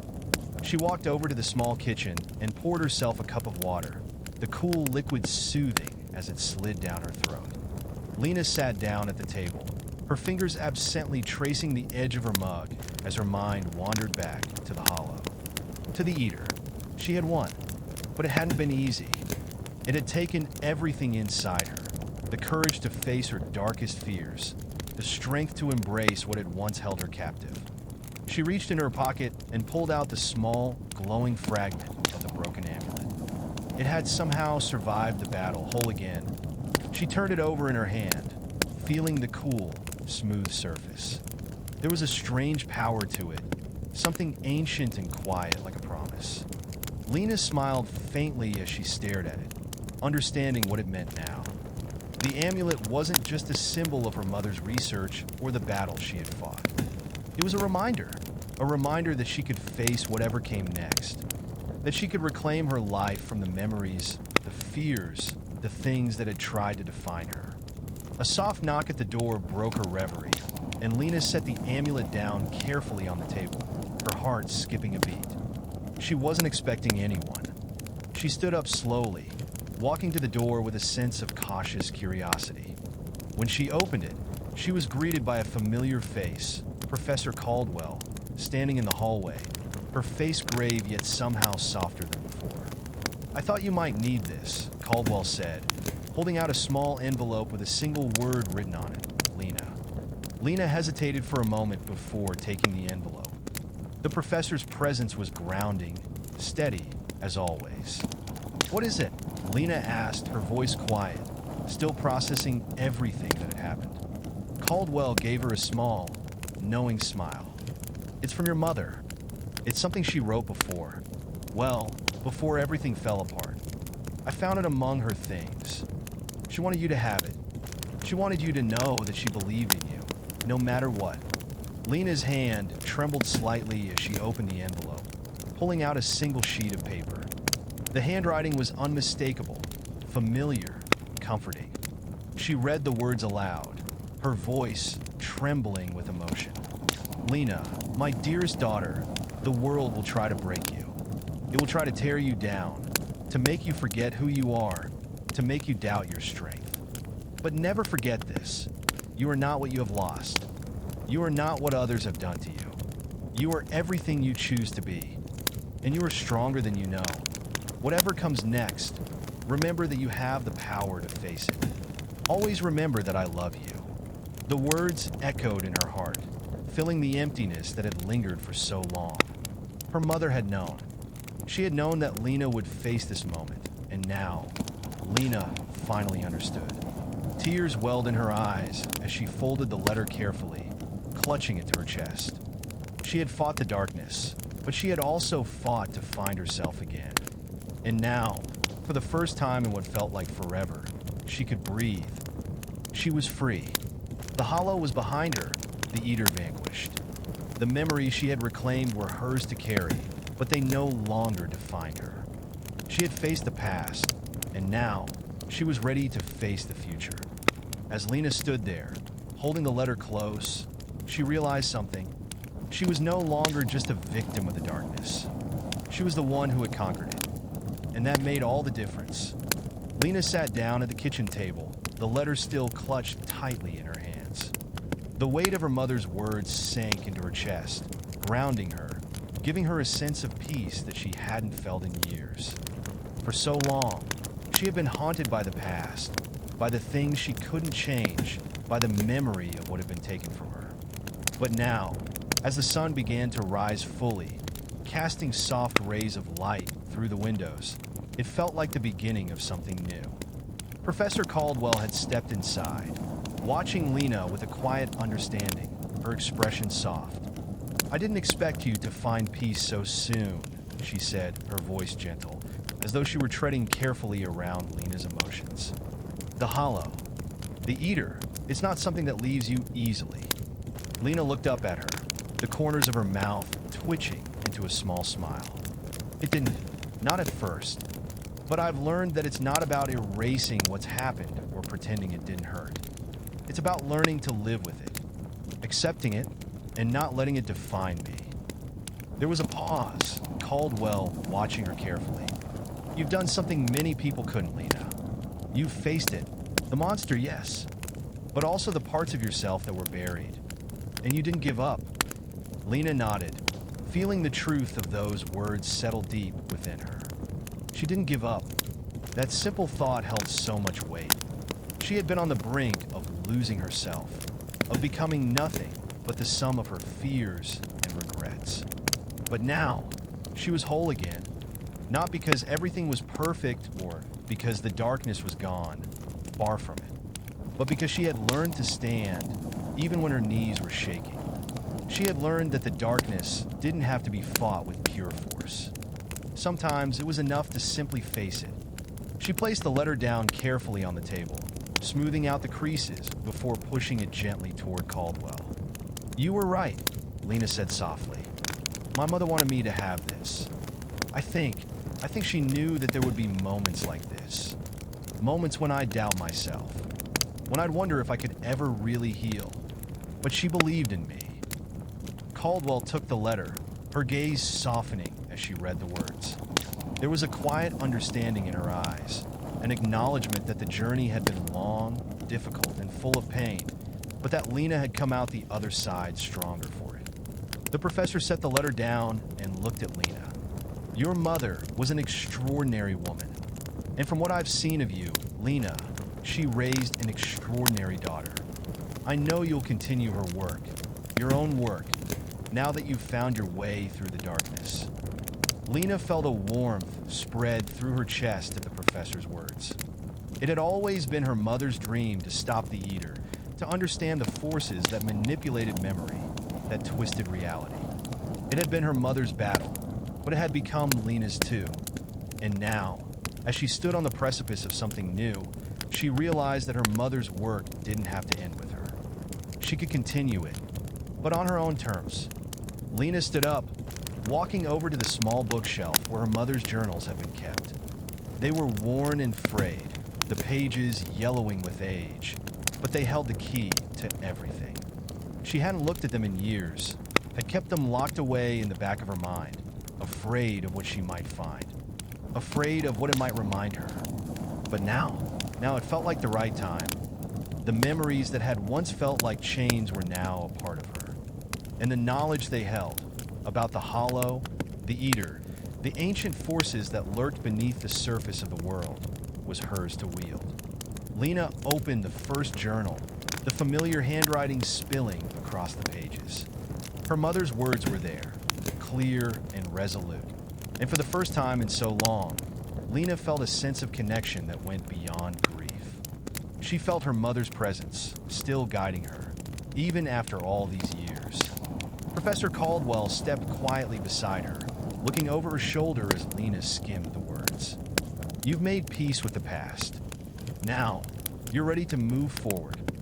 Lena nodded, a sense of determination flickering within her. There's still more to be done. The eater was just one part of it. My mother was trying to stop something much larger. I'm not finished. Not yet. There was something steady in her voice now, something that hadn't been there before. She had faced the darkness, had come through the other side, and now there was only one thing left to do: continue her mother's legacy, finish the work that had started so long ago.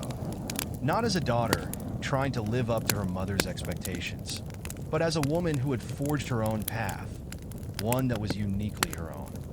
Lena closed the journal, placing it gently back on the shelf. She turned to Caldwell, a faint smile tugging at her lips.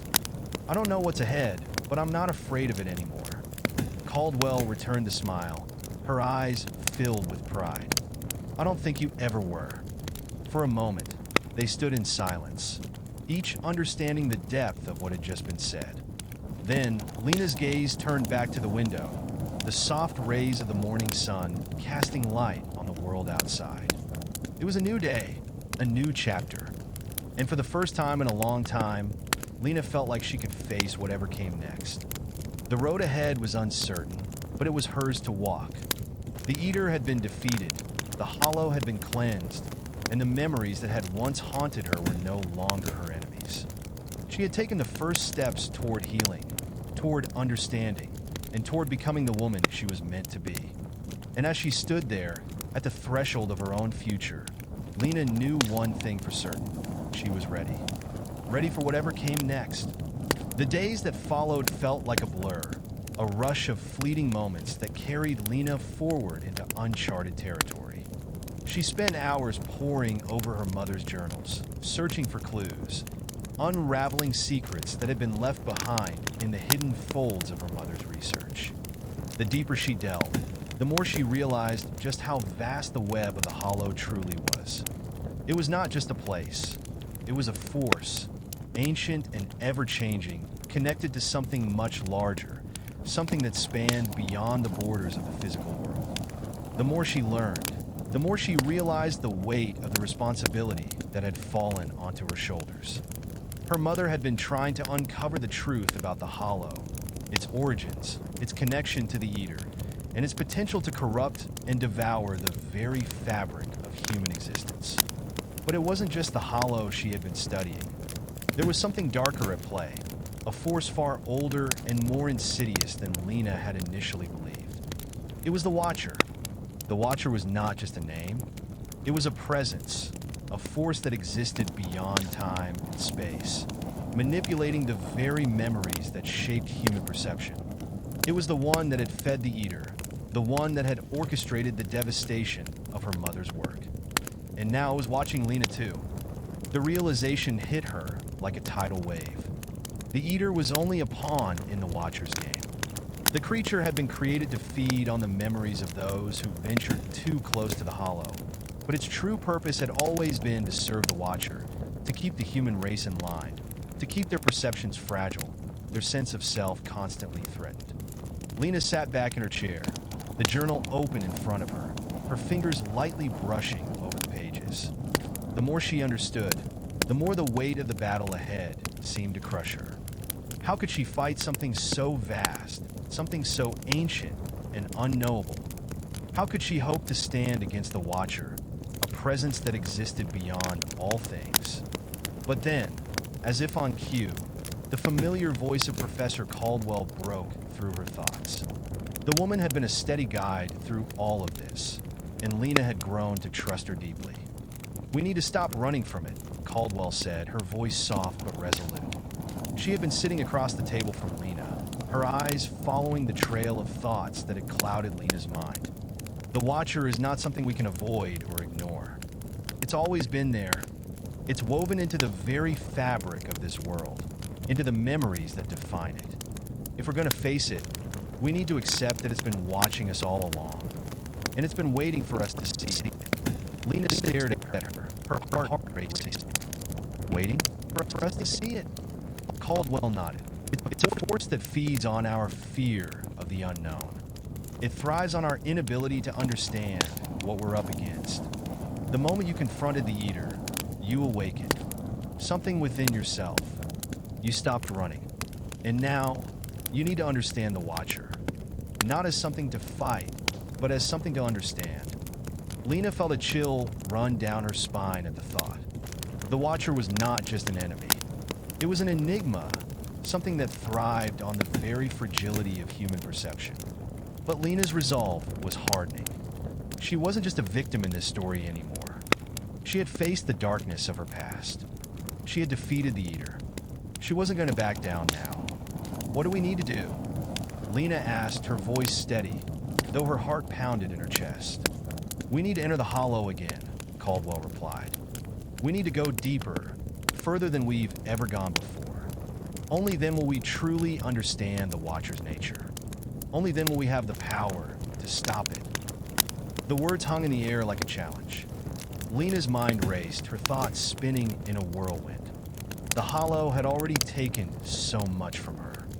The idea of returning, of venturing deeper into its depths was terrifying.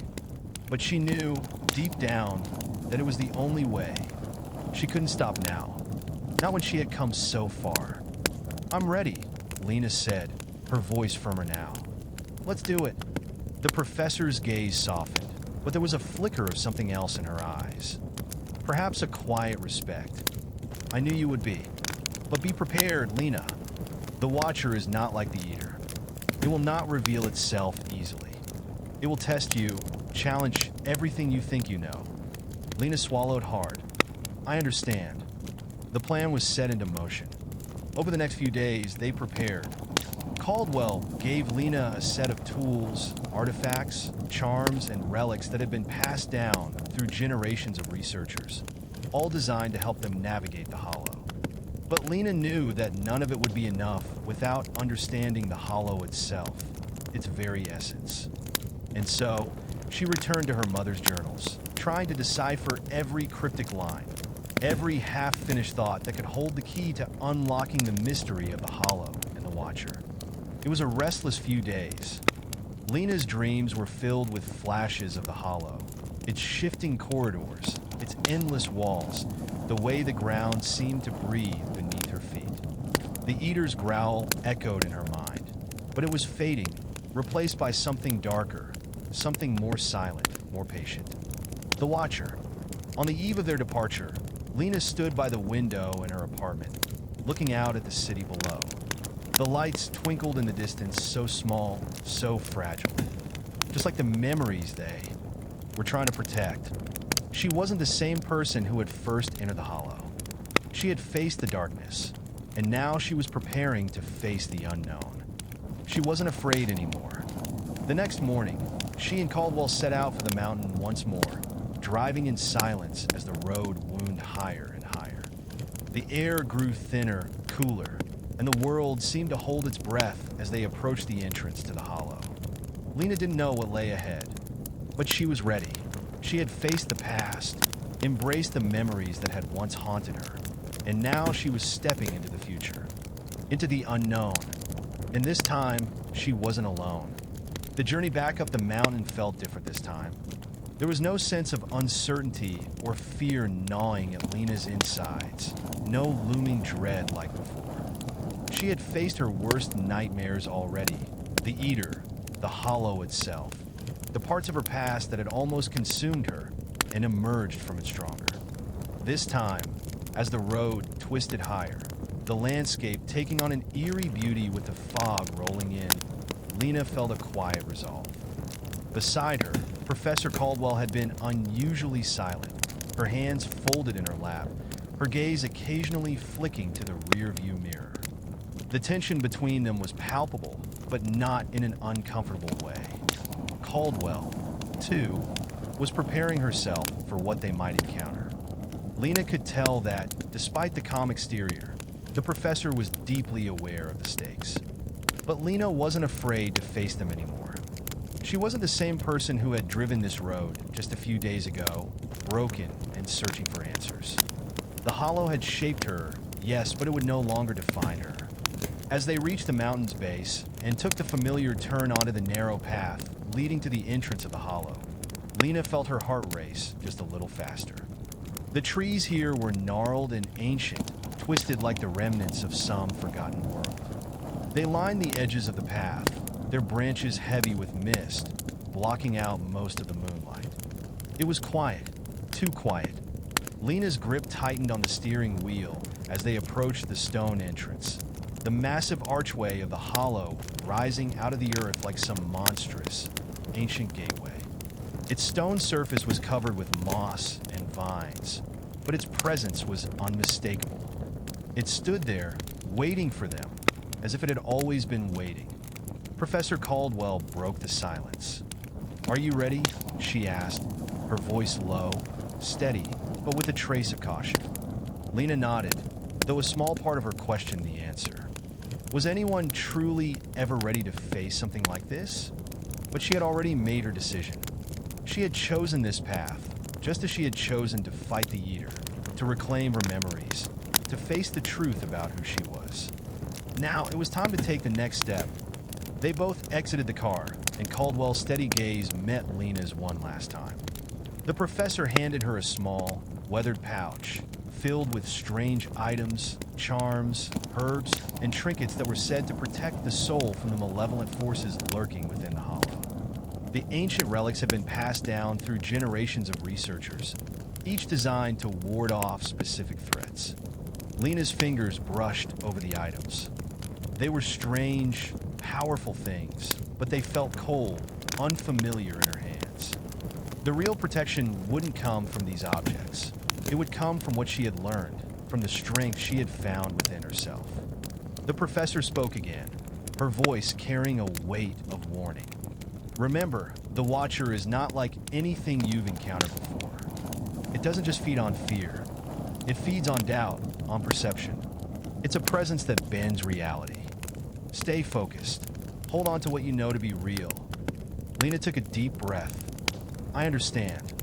Together, they stepped forward into the archway, the cool air of the Hollow brushing against their skin like the touch of something alive. The trees seemed to close in around them, the path ahead swallowed by the dense fog. Lena felt an odd sensation, as if the Hollow itself were watching them, studying them. It was more than just the oppressive atmosphere. It was the way the air seemed to shimmer, the way the ground felt like it was pulsing beneath her feet, as though it were breathing. Every step she took felt heavy, as if the very soil was reluctant to let her go. The deeper they went, the more the feeling grew. The air was thick with something she couldn't name. It wasn't cold, exactly, but there was a weight to it, a sense of pressure building in her chest as they ventured further. The trees, the fog, everything seemed to close in, and Lena couldn't shake the feeling that something was waiting just beyond the edge of her vision. "Stay close," Caldwell whispered, her voice tight. "Don't let the Hollow disorient you. It's designed to make you lose your sense of time, your sense of space. We have to keep our bearings." Lena nodded, her senses on high alert, but as she glanced around, everything felt distorted. The trees looked slightly different from the way they had appeared when they first entered, more twisted, more alive, as though they were shifting with every glance. The path ahead seemed longer than she remembered. She had the strange feeling that it was closing in on them, that the hollow was changing shape, bending reality the way Caldwell had warned. Every corner Lena turned felt like the world was shifting. The whispers of the wind around her began to take on a haunting quality. The shadows seemed to stretch unnaturally, twisting like long fingers reaching out to claim her. Then it happened. A figure appeared in the distance, obscured by the fog. At first, Lena thought it was just a trick of the light, but as she squinted, she saw the shape more clearly. It was tall, too tall, with elongated limbs that seemed to stretch unnaturally, as if it were emerging from the fog itself. Its features were obscured, but its presence was unmistakable. It was the Watcher. Lena's heart pounded in her chest as she stepped back instinctively. Caldwell's hand shot out to steady her. "Don't look away," the professor hissed. "It's watching you, but don't let it make you doubt yourself." Lena's mind raced. The Watcher here so close. It hadn't revealed itself before, not in the form she had imagined. The thing was a presence, an entity that manipulated perception. It didn't just exist in one place, it existed everywhere, all at once, in every thought, every memory. Lena could feel its eyes on her, like 1,000 pinpricks at the back of her skull. But instead of looking away, instead of succumbing to the fear, Lena did the one thing that had worked for her before. She faced it. She looked the Watcher in its shifting form, her gaze unwavering. The creature, or the force, seemed to shift, its form distorting as if it were made of smoke, unraveling before her eyes. "I am not afraid of you," Lena said, her voice steady, louder than she felt. "I've already faced what you are. I've already defeated the darkness you created. You will not control me." For a moment, the hollow seemed to hold its breath.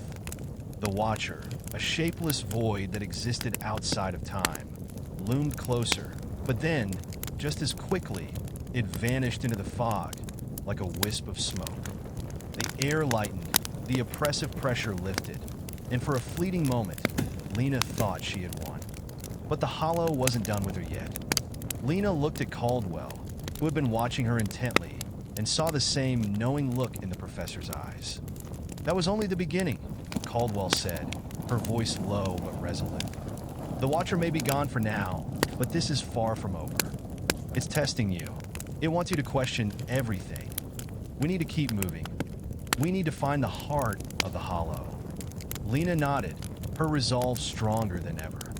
The Watcher had shown itself, but it wasn't done yet. Neither was she.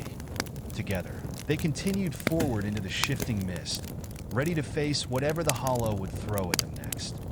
They were no longer just fighting the memories of the past. They were fighting for their very perception of reality itself. And Lena was determined to win. The path through the hollow seemed to stretch on endlessly, each step deeper into the mist, pushing Lena further from the familiar world she once knew. The trees, twisted and gnarled, seemed to watch them, their branches creaking and groaning in the eerie silence. The fog that hung in the air wasn't just a physical barrier. It was like a veil, obscuring their thoughts, clouding their minds. It wasn't enough that the hollow distorted the physical world. It seemed to distort the very fabric of time itself. Lena's senses were on edge. She could feel something pulling at the edges of her awareness, like the hollow was testing her mind, trying to see if it could fracture her reality. And, in a strange way, she could feel it, the Watcher, still lurking just beyond her reach. Its presence wasn't something she could see clearly, but she could sense it watching, listening, waiting for her to make the wrong move. Every footstep felt like a challenge. The path ahead shifted, the trees bending and stretching as though the hollow itself were alive, breathing with a dark, heavy energy. The shadows felt thick and oppressive, clinging to the edges of her vision, trying to pull her back into the darkness. Lena didn't look back, but she could feel the weight of the fog behind her, creeping ever closer, like a predator closing in. The Watcher, she knew, wasn't done with her. It was waiting for her to falter, for her to doubt herself. But she had already learned something important. Doubt was the key. Doubt was what the Watcher fed on. Lena clenched her fists at her sides, drawing a deep breath to steady herself. She had faced fear before, confronted the unknown, and emerged stronger each time. This time would be no different. "I'm not afraid of you," Lena muttered, more to herself than to the unseen presence. She could feel the pulse of the hollow beneath her feet, thick, dark, and alive, but she refused to let it take root in her mind. "I control my thoughts. I control my reality." The wind picked up, swirling through the trees in a low, haunting moan, like the hollow itself was speaking. The mist around them thickened, almost like a wall, until Lena could barely make out the professor beside her. Caldwell had been quiet for some time, her eyes scanning the fog with a mixture of caution and resolve. "It's testing you," Caldwell said finally, breaking the silence. "The Watcher isn't just an entity, it's a force. It's connected to this place, to everything within the hollow. And right now it's trying to make you doubt what you know. It's pulling at your thoughts, your memories. It wants you to question your own perception." Lena nodded, feeling the pressure of Caldwell's words settle into her chest. She had known the Watcher was powerful, but to hear it described like this, like a force with purpose, made the threat seem so much more real. But that only strengthened her resolve. If the Watcher thrived on doubt, then she would refuse to give in. "Then we need to find it," Lena said, her voice firm. "We need to find the heart of the hollow. If we can do that, we can end this. For good." Caldwell didn't respond immediately, but Lena could see the professor's gaze harden. There was a depth of experience in her eyes that spoke of countless battles fought, countless forces faced down and defeated. But even she wasn't immune to the hollow's power. "It won't be that simple," Caldwell warned, her tone grave. "The hollow doesn't give up its secrets easily. If we're going to face the Watcher, we need to understand what it is, why it exists." As they continued forward, the air grew colder. The trees seemed to close in tighter, their branches twisting into grotesque shapes that seemed to move with every passing second. The path ahead had disappeared into the fog, and Lena could barely make out the professor's outline beside her. Every direction felt the same now. It was as if the hollow had no beginning or end, and they were trapped in some limbo, forever wandering its endless maze. Then, just as Lena's frustration was about to boil over, the fog parted for a brief moment, revealing something ahead, a structure, faintly illuminated by the faintest flickers of light. The shape was jagged, unnatural. It looked as though it had been there for centuries, a remnant of something older, something darker. "That's it," Lena breathed. "That's where we need to go." They moved toward it with urgency, the fog swirling around them like a living thing, trying to pull them back. As they neared the structure, the feeling in the air shifted. The sense of watching, of something unseen hovering just over their shoulder, grew stronger. The Watcher was near. The structure was unlike anything Lena had seen before, an ancient, twisted building, its stone walls covered in strange symbols and carvings. It was a temple of sorts, but it didn't feel like a place of worship. It felt like a prison. The air around it was heavy, thick with energy. "What is this place?" Lena asked, her voice barely above a whisper. "It's a nexus," Caldwell murmured, eyes wide with recognition. "A focal point of the hollow. It's where the Watcher draws its power, where it exists in its purest form." Lena felt a chill crawl up her spine. This was it, the heart of the hollow, the very place that connected the Watcher to the world. They stepped into the entrance of the temple, the air crackling with dark energy. The walls seemed to pulse with an eerie, rhythmic beat, like the heartbeat of some ancient creature, and the floor beneath them was slick with moisture, cold to the touch. Inside, the structure was vast, the shadows stretching impossibly far. Strange symbols adorned the walls, glowing faintly with a sickly green light, and in the center of the chamber, an altar stood, a massive stone slab, worn with age. Lena approached it cautiously, her eyes scanning the room. It felt like the very atmosphere was alive, watching her, listening to her every thought. And then, from the shadows, it came. The Watcher. It appeared slowly, like smoke coalescing into form. At first, it was just a shape, tall, ethereal, and impossibly slender. But as it came into focus, Lena could see its true form, its features flickering and shifting.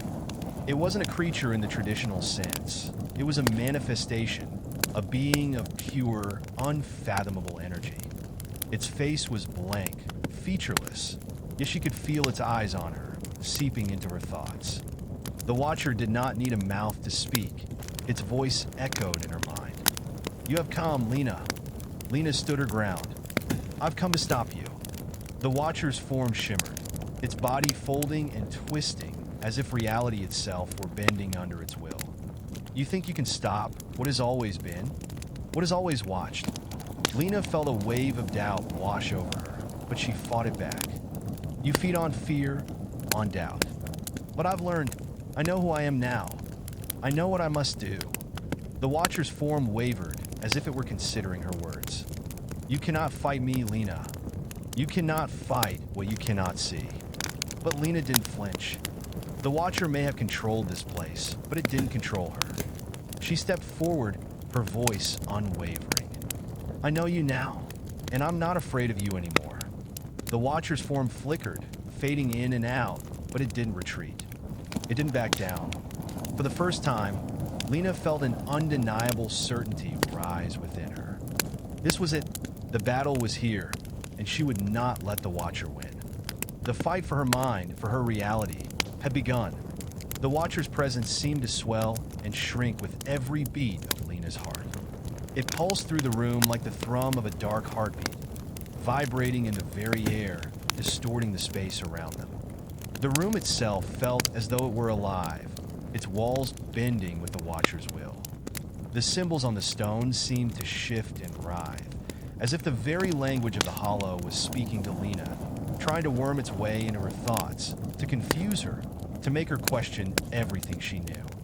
For a moment, Lena felt a shift within her. The Watcher was trying to breach her thoughts, flood her with doubt. "It's only in your head. It's not real," she told herself, but the whispering was so pervasive, so insistent. The air felt thick, heavy, as though she were underwater, struggling to break free. "You can't hide from me." The Watcher's voice boomed inside her mind, reverberating like a deep, otherworldly echo. Its tone was not a voice, but a multitude of voices, swirling together in a chorus of malice, of inevitability. "You cannot outrun your past, Lena. I am your reflection. I am your doubt, your fear, your truth." Lena's breath quickened. She could feel the weight of its words pressing down on her, trying to pull her under. The memories, the fragments of her life that she had fought so hard to leave behind, began to surface once more. Old mistakes, faces of lost loved ones, moments of weakness. Each image was a flicker of darkness, pushing her closer to the edge. She could feel the hollow growing inside her chest, a blackened space where certainty used to be. But then, through the rising storm of memories, through the oppressive fog of self-doubt, one thought broke through, clear and resolute. "I am not my past." She clenched her fists tightly at her sides, her nails digging into her palms. "I am not you," she whispered, her voice growing stronger, the weight of her words cutting through the oppressive air. "I'm not the person you want me to be. You feed on fear, but I won't give you that. Not anymore." The Watcher's form trembled. It was silent for a heartbeat, and Lena could feel the pulse of its influence wavering. She saw something flicker in its shifting, formless face. A brief flash of recognition. "You think you can resist me?" It hissed, the voices in its words rising to a fever pitch. "But I am not your enemy, Lena. I am your reflection. I am the truth you refuse to face." The room trembled as the Watcher's form surged forward, its jagged, flickering limbs reaching toward her. The air crackled with energy, and Lena could feel its cold presence pressing in around her. The walls seemed to close in, the stone floor shifting beneath her feet. But Lena did not step back. She met the Watcher's gaze, steady and unflinching. She could feel its weight, its influence trying to break her, but she refused to let it. The fog in her mind began to clear. She was no longer the frightened woman who had wandered into the hollow seeking answers. She was someone else now. Someone who had faced the darkness, who had battled her own fears and doubts, and emerged on the other side stronger. "I don't need you," Lena said, the words coming with a force she didn't know she had in her. "I don't need your reflection. I've already found who I am." The Watcher paused, its form flickering like a fading ember. For a moment, it seemed to lose focus, its immense presence faltering as if struck by a blow it hadn't expected. "No," it murmured, the voice shifting into a low, guttural growl, filled with frustration and fear. "You are nothing without me. You cannot escape me. I am. Your past, your regrets, your darkness." But Lena stood firm, her heart steady. The Watcher was right about one thing. It was a part of her. It had always been there, lingering in the shadows, feeding off her doubt, her guilt. But no longer. She had faced those things, accepted them, and now it was time to cast them aside. "I choose to let go," Lena said, her voice unwavering. "I choose to step into the light, even if it's just a small flicker." The Watcher's form contorted violently, as if it were being torn apart. Its presence grew erratic, slipping between shapes, fading in and out. The symbols on the stone altar, once glowing with sickly light, began to flicker and crack, their power waning in the face of Lena's unyielding strength. "You are nothing without fear," it screamed, but the words came with less force now, more like a dying echo. Lena stepped forward, her feet steady on the cold stone floor. She could feel the weight of the hollow pressing in on her, but she refused to let it consume her. She reached into the pouch Caldwell had given her, pulling out the small relics inside, the charms, the herbs, the trinkets meant to protect her. But it wasn't the objects that would protect her now. It was the belief, the knowledge that the hollow could not touch her unless she allowed it to. She was not the person who had entered this place days ago. She was someone stronger, someone who understood her own power. With a final breath, Lena took the relics and placed them on the altar, one by one. Each item landed with a quiet thud, but as they touched the stone, the air seemed to shift. The hollow seemed to tremble, as if reacting to her defiance. The Watcher howled in fury, its form writhing as though it was unraveling, unable to hold on to the reality it had so carefully constructed. "No," it roared, its voice splintering into 1,000 different echoes. "You cannot escape me. You cannot." But before it could finish, the symbols on the walls erupted in blinding light. The ground shook beneath them, the stone altar cracking open, splintering like glass under the weight of an invisible force. The Watcher's form began to flicker faster, like a candle flame in a gust of wind. And then, with a final, resounding crash, it was gone. The hollow fell silent. Lena stood there, her breath coming in ragged gasps. The weight that had pressed on her chest for so long had lifted, and for the first time since she had entered this place, she felt free. The fog that had once clouded her mind was gone. The trees, the walls, the darkness, everything around her felt still, quiet, as if the hollow had released its hold on her. Beside her, Caldwell let out a slow breath, her eyes scanning the now empty temple. "You did it," the professor whispered, a trace of awe in her voice. "You broke the cycle." Lena looked around, her chest swelling with a mixture of relief and disbelief.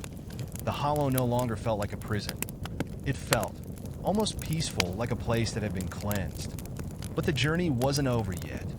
The hollow was still a place of mystery, and though the Watcher had been banished, there were still questions left unanswered. Lena had done what she came here to do, But there was one more thing left to face. "Let's get out of here," Lena said quietly, turning toward the exit. "We've still got a world to reclaim." And with that, she stepped out of the temple, the oppressive weight of the hollow finally lifting as the dawn of a new day broke over the mountain. The sunlight filtered through the dense trees, dappling the ground with soft beams of light as Lena stepped out of the temple. The fog, which had once clung to everything like a shroud, had dissipated, leaving behind a crisp, clean air that felt strangely alive. The hollow, once a place of dark oppression and twisted paths, now seemed more like a distant dream, a nightmare that had receded into the past. Lena's breath came easier now, her pulse steady as the tension that had gripped her for so long melted away. She glanced over at Caldwell, who was scanning the area warily, but there was a faint smile tugging at the professor's lips. "You did it," Caldwell repeated, her voice filled with awe and admiration. "You took control." Lena nodded, still feeling the residue of the Watcher's influence lingering at the back of her mind, but it was weaker now. The realization of her own strength, of her ability to face the darkness head-on and push through it, was still sinking in. She could feel it, the shift inside her. Something had changed, something profound. It wasn't just the hollow that had been broken. It was something within her, too. "We're not out of here yet," Lena said, glancing around at the still silent forest. The trees seemed more solid now, less alive and level energy. But the journey back was just treacherous. The hollow was unpredictable, its very nature a labyrinth of twists and turns that defied logic. They couldn't afford to think the danger was gone, not until they had emerged fully. Caldwell gave a brief nod, and they started walking, their steps cautious but firm. As they moved through the still forest, Lena couldn't help but think about the Watcher. What had it been, really? It wasn't just a creature or an entity. It was a force, a manifestation of everything that had tried to break her. But now that it was gone, she felt as though a great weight had been lifted from her shoulders. The path back was different, more open, though the trees still seemed to whisper secrets she couldn't quite understand. It was almost as if the hollow was reflecting her state of mind, less oppressive, less confined. The way back felt clearer, though it still wound through shadows and dense foliage. As they walked, Caldwell spoke, breaking the silence that had settled between them. "You know, Lena, we don't know exactly what happened here. The Watcher, it was tied to the hollow, but I think, in a way, it was also tied to you." Lena glanced over, meeting the professor's gaze. "Tied to me? The hollow feeds on fear, on doubt, on the things we don't understand about ourselves. The Watcher wasn't just a creature. It was a reflection of the unresolved darkness within you. A manifestation of your greatest fears, your self-doubt. When you finally faced it, when you refused to let it control you, you released that hold on the hollow." Lena thought about this for a moment, the weight of Caldwell's words sinking in. She had always thought of the hollow as an external force, something that had come from outside, something she had to fight against. But what if the Watcher had always been a part of her? A representation of all the fears and insecurities she had tried to bury? The realization made her feel both lighter and heavier. There was no denying the connection. The hollow had been a reflection of her mind, a mirror of all the parts of herself she had yet to reconcile. "I guess that makes sense," Lena said quietly, though she couldn't quite shake the feeling that something was still lingering. She glanced back toward the temple. "But is it really over? What happens now? Do we just leave?" Caldwell shook her head slowly. "The hollow isn't a place you can just walk away from. Not entirely. It's still connected to the world in ways we don't fully understand. It's a force that exists between realms, and as long as it exists, there will always be a link. But you've done something important here, Lena. You've closed a door that was never meant to be opened." Lena wasn't sure she fully understood, but she knew Caldwell was right. The hollow wasn't something that could just be left behind, not completely. The damage, the echoes would linger. But the Watcher was gone, and that felt like a victory in itself. I don't think I could ever truly leave it behind, Lena said, more to herself than to Caldwell. The hollow. It's a part of me now, but that's not a bad thing. Maybe it means I understand it better. A brief silence fell between them, and as they made their way deeper into the forest, Lena felt the ground beneath her feet shift. The hollow was no longer a realm of confusion and terror. It was something different now, something that was no longer driven by fear, but by the acceptance of what it had been. After what felt like hours, they reached the edge of the hollow, the first sign of the outside world appearing before them. The dense trees thinned out, and the landscape began to open up, revealing a horizon bathed in the soft orange glow of the late afternoon sun. The mist that had once hung heavy in the air had completely lifted, leaving the world beyond feeling strangely unfamiliar, as though a veil had been lifted from Lena's very perception. The boundary between the hollow and the outside world felt fragile now. It was as though crossing that line would erase everything they had just experienced. Is this where we part ways? Lena asked, looking over at Caldwell. The professor nodded, her eyes thoughtful. I think this is where we both move forward. You've done something here, Lena. Something that's not just about the hollow, but about yourself. You're ready to go back to the world, whatever that means for you. But just remember this. You've learned that you have control over the forces that once controlled you. Don't ever forget that. Lena nodded, feeling the weight of Caldwell's words settle into her chest. She wasn't sure what the future held, but she knew one thing for certain. She was no longer the person she had been when she first entered the hollow. She had faced her own darkness, confronted it, and walked away stronger for it. With a final glance back toward the hollow, Lena turned and walked into the light. Whatever came next, she was ready for it. Lena's steps were steady as she left the hollow behind, but her mind was a storm of thoughts.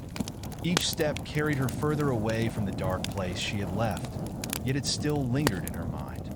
The hollow had been a place of chaos, a realm of shifting shadows and whispered doubts, but it had also been a place of profound change.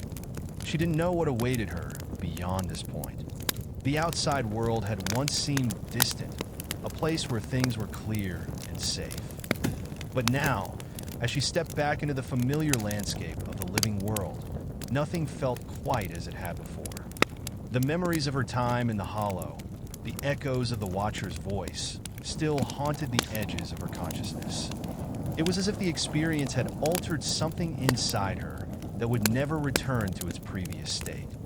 The sun hung low on the horizon, casting long shadows over the world. The trees that had once seemed twisted and alive with malevolent energy now felt almost ordinary, simply part of the landscape. The air was fresh, crisp, and the distant sound of birdsong filled the silence, a stark contrast to the eerie, oppressive silence of the hollow. Lena paused for a moment, taking it all in. She could hear the rustle of the wind through the branches, feel the cool breeze against her skin. It was a feeling of peace that had once felt impossible. It wasn't just the hollow she had to face. It was everything that had kept her tied to that darkness. But now, she had broken free. Are you all right? Caldwell's voice broke through her reverie, her tone gentle, but with the weight of something unspoken in it. Lena turned to face the professor, offering her a small, reflective smile. I think so. It's just strange. I feel like I've been through something much bigger than I realized. Like the whole world has shifted, and I'm seeing it for the first time. Caldwell nodded knowingly. That's the thing about confronting something like the hollow. It doesn't just change the place, it changes you. What you've done here, it's not just about breaking the cycle. It's about reclaiming who you are. Lena could feel the truth of those words deep within her. For the first time in a long while, she felt like she was standing on solid ground. Not because everything was clear, but because she had learned to accept the uncertainty. She wasn't the same woman who had entered the hollow days ago, looking for answers. She had faced her fears, embraced her shadow, and had emerged stronger. The two of them continued on in silence for a while, the weight of the moment settling around them. As they made their way through the woods, Lena noticed that the path ahead felt more familiar, more grounded. It wasn't that the world had changed, it was that she had learned to see it differently. After some time, they emerged into a clearing. In the distance, Lena could see the edge of the town, where the familiar outline of houses and the road leading back to civilization were visible. It seemed so far away from the hollow, yet it felt like it had always been part of the same journey. "We made it," Caldwell said quietly, her voice barely above a whisper. "We're out of the hollow." Lena looked back toward the shadowed forest, the place she had just left. It was hard to fully grasp that she had left the place that had haunted her for so long.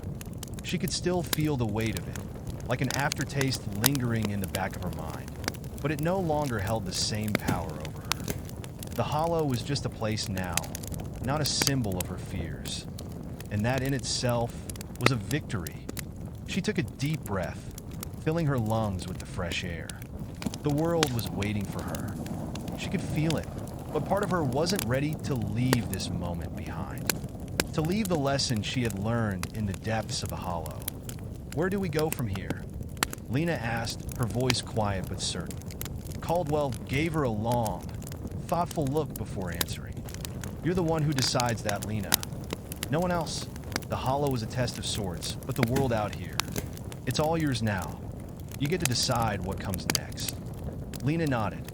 The future was uncertain, but for the first time, she wasn't afraid. Whatever came next, she was ready for it. With a final look at the forest that had once held her captive, she turned toward the road ahead, and the two of them made their way toward the town, each step a quiet affirmation of the journey they had completed. As they reached the outskirts of the town, a soft breeze carried the scent of freshly fallen leaves and earth. It felt like the world was waking up, as if the land itself was breathing again. Everything was new, and though the shadows of the past would always remain in the corners of her mind, Lena now knew how to navigate them. She had confronted her darkness and come out the other side with a strength she hadn't known she possessed. Looking up at the sky, Lena finally allowed herself a small, content smile. She had taken the first step into a new world, and this time, it was her own. And as the sun set, casting a soft glow over the horizon, Lena knew one thing for sure. She had broken free. The hollow was behind her, but her journey, was just beginning. Lena's heart beat steadily as the town grew closer. Its quiet, everyday hum a stark contrast to the chaos she had just left behind. The shadows of the hollow seemed to retreat with every step she took towards civilization, but something within her had changed irrevocably. She had faced the most terrifying part of herself and come out the other side. The world around her felt softer, but it was still strange, like she was seeing it through new eyes. As they reached the outskirts of town, Lena paused and looked at Caldwell, who was walking beside her, her expression unreadable. The professor had always been the rational one, the steady guide through the storm. But now, she seemed distant, as though something was weighing on her mind. "Are you okay?" Lena asked, glancing at her companion with concern. Caldwell stopped walking, her eyes flickering toward the town. She seemed deep in thought for a long moment before she finally spoke, her voice carrying a weight that hadn't been there before. "I'm fine," she said, but there was a hesitation in her tone that Lena didn't miss. "But there's something I've been meaning to tell you." Lena frowned slightly. "What is it?" The professor took a deep breath and turned to face Lena directly. "Lena, what you did back there in the hollow, it was more than just facing the Watcher. You were doing something bigger. I think the hollow wasn't just waiting for you. It was waiting for someone with your strength. Your connection to it was different than anyone else who's ever come here." Lena blinked in surprise. "What do you mean? I didn't have any special connection to it. I was just trying to survive." Caldwell shook her head. "It's more than that. You were chosen in a way that I didn't fully understand. The hollow has a consciousness of its own.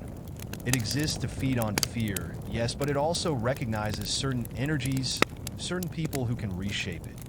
You were able to defeat the Watcher not just because you understood your fear, but because you shifted the hollow's very nature." Lena felt a chill crawl down her spine, but she refused to flinch. I don't understand. What does that mean for me? The professor hesitated, clearly reluctant to continue, but then her expression softened with a look of understanding. The hollow is still connected to you. You may have won this battle, but the deeper connection remains. The energy, the essence you've awakened inside it, might still be lingering, and that could be dangerous. The hollow is never just a physical place. It's a threshold between worlds, beyond our reality, an intersection of forces. What you've done could have rippling effects. Lena stared at her in disbelief. You're saying the hollow is still connected to me? That it could come back? How? I've already... No, Caldwell interrupted gently. It won't come back the way it was. But the hollow can shift its form, take on new manifestations. If something remains unsettled in your mind, Lena, something you haven't fully accepted, the hollow may try to use that. A cold knot of fear twisted in Lena's stomach. She didn't want to go back there. She didn't want to think about the Watcher, about the twisted, dark reflection of herself that had taken shape in that place. But the professor's words rang with an undeniable truth. You mean there's a possibility that what I left behind, what I didn't resolve, could come after me again? Caldwell nodded. It's not about the Watcher anymore. It's about what you carry with you, the darkness that might still reside in you, the doubts, the fears. You may have broken the hollow, but there's a part of it that's never going to fully leave you. And that's something we need to understand, because you might not be the only one the hollow chooses. Lena was silent for a long moment, digesting the professor's warning. Could the hollow really come back? Could it reshape itself and latch onto someone else, just as it had latched onto her? She shook the thought from her mind, unwilling to let it consume her. I didn't come this far just to let it follow me, Lena said quietly, a fierce determination growing in her chest. I won't let the hollow have any more power over me. Caldwell watched her with an unreadable expression. After a long moment, she spoke again, her voice soft but earnest. You're stronger than you know, Lena, but there are things you haven't seen yet. Things that still need to be understood. Lena glanced at the town again. The lights were just beginning to twinkle in the distance, a promise of the familiar, a life that was waiting for her, one she could rebuild and reclaim. She didn't know what her future would look like, but she was done running from the shadows of her past. I'll figure it out, she said, more to herself than to Caldwell. I don't know how yet, but I will. The professor's eyes softened, a faint smile tugging at her lips. I have no doubt you will. They walked the rest of the way in silence, the sound of their footsteps the only thing breaking the quiet of the evening. As they entered the town, the familiar sights, shops, houses, people going about their everyday lives seemed strange, almost surreal. It felt like Lena had returned from another world, one that she could never fully leave behind, no matter how much she wanted to. As the town's lights flickered around her, she knew one thing for certain. She had faced the hollow, but it wasn't the last time she would confront the darkness within. What had started in the depths of the forest had only been the beginning of something much larger, and Lena could feel the stirrings of that truth in the very air she breathed. The journey wasn't over yet. It was just beginning. The hollow would always be a part of her, but now she would learn to live with it. And one day, she would walk beyond it completely. As Lena and Caldwell made their way deeper into the town, a feeling of unease began to settle in her chest once more. The familiar hum of life around her should have been comforting, but it felt almost alien now. The people walking the streets, the chatter, the mundane tasks, it was all a blur, as though the world had continued without her, like she'd been absent for far longer than the few days she'd spent inside the hollow. The truth of Caldwell's words gnawed at her. You've shifted the hollow's very nature. The professor hadn't just meant that Lena had faced the Watcher. She had done something far more significant, something Lena wasn't fully prepared to understand. Her thoughts were interrupted when Caldwell spoke again, this time with a gentler tone. Lena, there's something else I didn't tell you earlier. Lena turned toward the professor, her brow furrowing. What now? Caldwell paused, her gaze drifting across the street, watching the people who passed by. She seemed hesitant, searching for the right words, as if weighing the consequences of what she was about to say. Finally, she sighed and met Lena's eyes. The Hollow. It's not the only place like it, she said quietly, her voice barely above a whisper, as if afraid someone might overhear. Lena's pulse quickened. What are you talking about? There are other thresholds, Caldwell continued, lowering her voice further. Other places between worlds. The Hollow is just one of them, but there are others spread across the globe, some hidden, some known to only a few. These places, they feed on what we fear, on the things we keep hidden from ourselves. The Hollow chose you, but it wasn't random. There are forces at work, larger than either of us can fully understand. And the Hollow? It's just the beginning. Lena felt the weight of Caldwell's words settle over her like a heavy blanket. Her throat tightened, and she struggled to keep her voice steady as she spoke. You mean, there are more places like the Hollow? Yes, Caldwell confirmed, but they're not all the same. Some are more subtle, more insidious.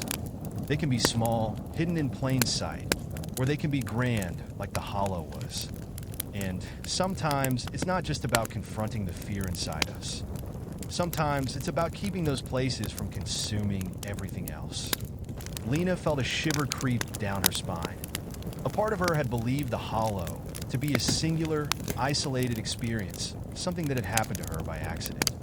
But what Caldwell was saying painted a much broader and darker picture. And what am I supposed to do with this information? Lena asked, her voice trembling slightly. Caldwell looked at her with an intense, almost regretful gaze.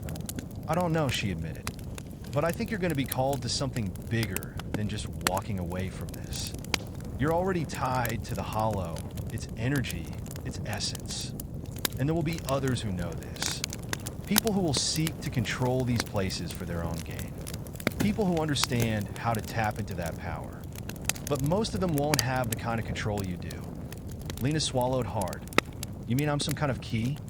Some kind of defense against these places? Caldwell hesitated, then nodded. Yes, whether you like it or not, you've become part of a larger balance. And right now, it's out of our hands. For a long moment, neither of them spoke.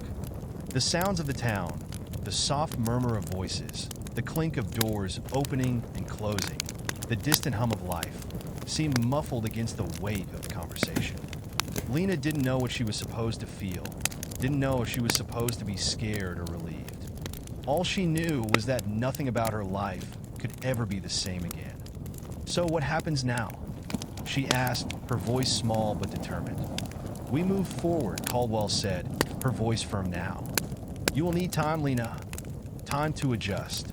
But there are more things to discover, more pieces of this puzzle to fit together. You can't go back to your old life, but you don't have to face this alone. Lena glanced at Caldwell, surprised by the professor's vulnerability. She could see it now. Caldwell was more than just a mentor or guide. She was someone who had seen these places, who understood the dangers and the unknowns. And somehow, she trusted Lena to handle them. Then what do we do first? Lena asked, her voice growing more resolute. We start by finding out what we can. Not just about the Hollow, but about the others. These thresholds, there's much more we need to learn. And we need to be prepared, because if these places are as real as I believe they are, there's a chance that others might have already found their way in. The weight of the task ahead felt like a heavy cloak draped over her shoulders. But this time, Lena didn't shy away from it. She could feel the fire inside her, a steady, burning flame, something born from the struggle, from the darkness of the Hollow. If she had learned anything from the ordeal, it was that she was stronger than she had ever imagined. As they reached the edge of the town, Lena stopped, looking out into the distance. The horizon stretched endlessly before her, a mix of shadows and light, of known and unknown. It was both intimidating and exhilarating. I guess this is where it begins then, Lena said, more to herself than to Caldwell. Caldwell looked at her, a small but knowing smile tugging at the corners of her lips. It's not just your journey anymore, Lena. We're in this together. But remember, you have a power now. One you didn't know you had before. Use it wisely. Lena nodded, the weight of those words sinking in. There was much to learn, much to prepare for. But for the first time in what felt like forever, Lena was ready to face it. Whatever came next, whatever the world threw at her, she would stand her ground. The hollow had shaped her, but it did not define her. It was time to take control of her story. And no matter what came, Lena knew she would not back down. The days that followed were a blur of restless nights and fragmented dreams. Lena tried to return to a sense of normalcy, but it felt like she was walking through a fog. The town, with its familiar streets and faces, no longer felt like home. Every creak of a floorboard, every passing shadow, seemed to whisper the hidden truths that she had uncovered in the hollow. The weight of it all pressed down on her. Caldwell had given her space, allowing her to come to terms with what had happened. But even though the professor hadn't pushed her to dig deeper, Lena felt an insistent pull to understand more. There were too many unanswered questions. What other thresholds existed? How many people, like her, were tied to these places, perhaps unaware of their connection? And what could they do to stop those who sought to control them? It was late one evening, a heavy rain tapping against the windows when the phone call came. Lena was sitting on the couch, staring at the half-open journal she had kept during her time in the hollow. The symbols and words that she had written felt cryptic now, the meaning of them slipping through her mind like sand through her fingers. The phone rang twice before she picked it up, her fingers numb as she answered. Lena, Caldwell's voice was calm but urgent.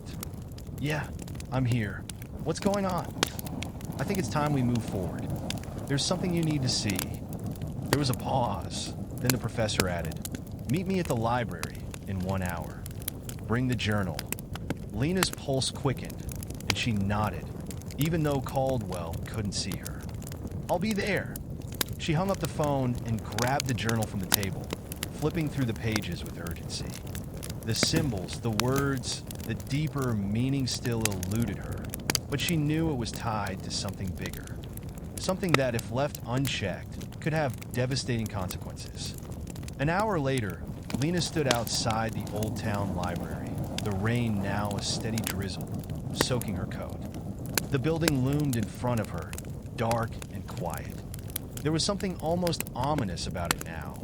Its towering stone columns and stained glass windows, the heavy wooden doors that creaked open as Lena pushed them.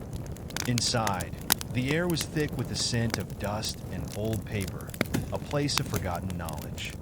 Caldwell was waiting for her in the far corner of the library, standing near an ancient wooden table, her eyes fixed on the open journal that Lena had brought.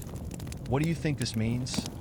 The professor asked, gesturing to the page Lena had opened. Lena stepped closer, her fingers hovering over the ink that seemed to shimmer in the dim light. The symbols she had written during her time in the hollow seemed to pulse, as though they were alive.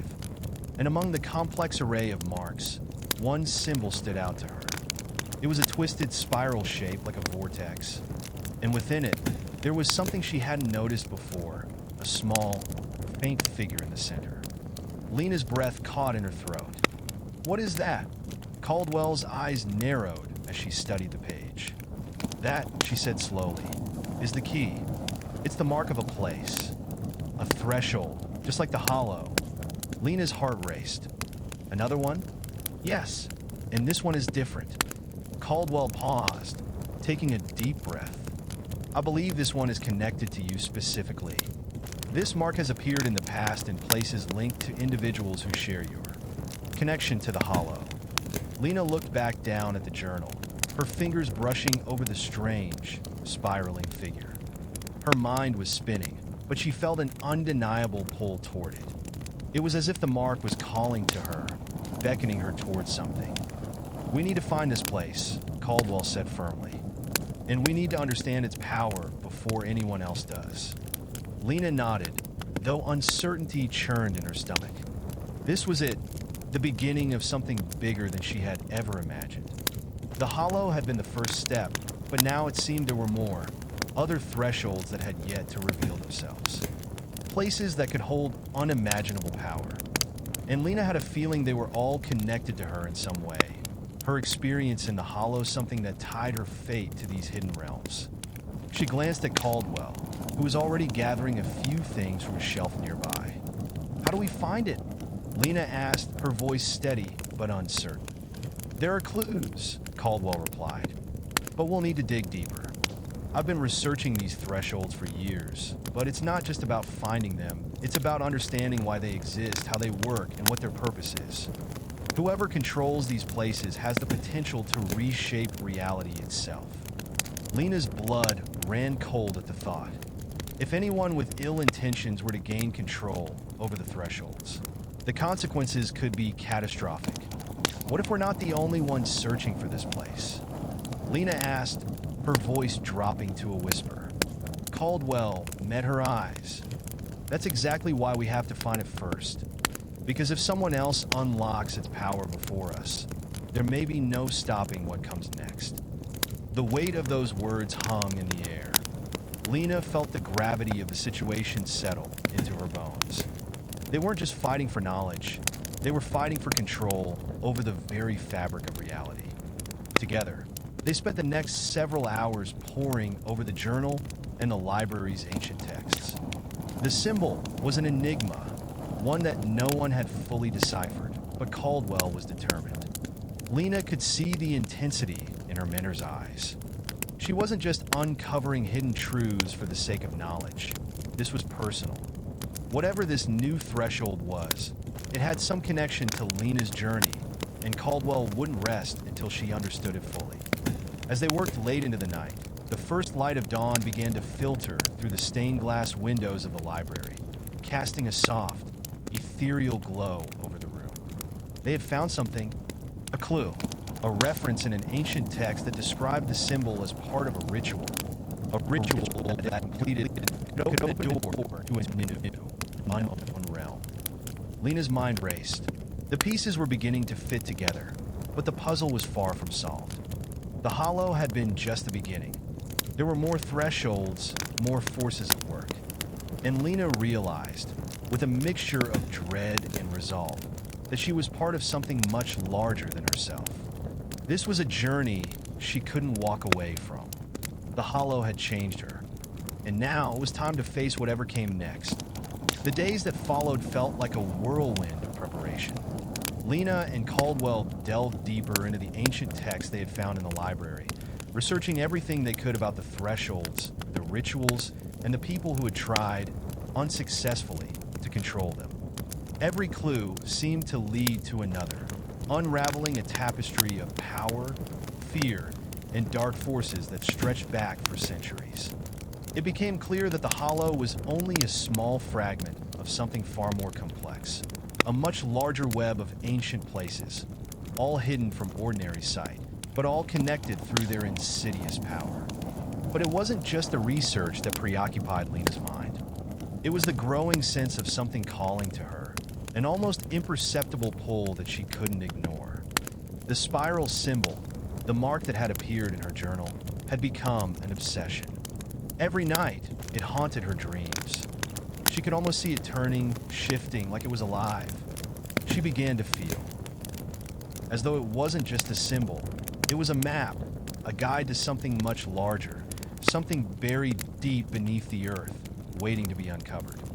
One afternoon, after a particularly long research session, Lena sat alone in the library, staring at the spiraling mark in her journal.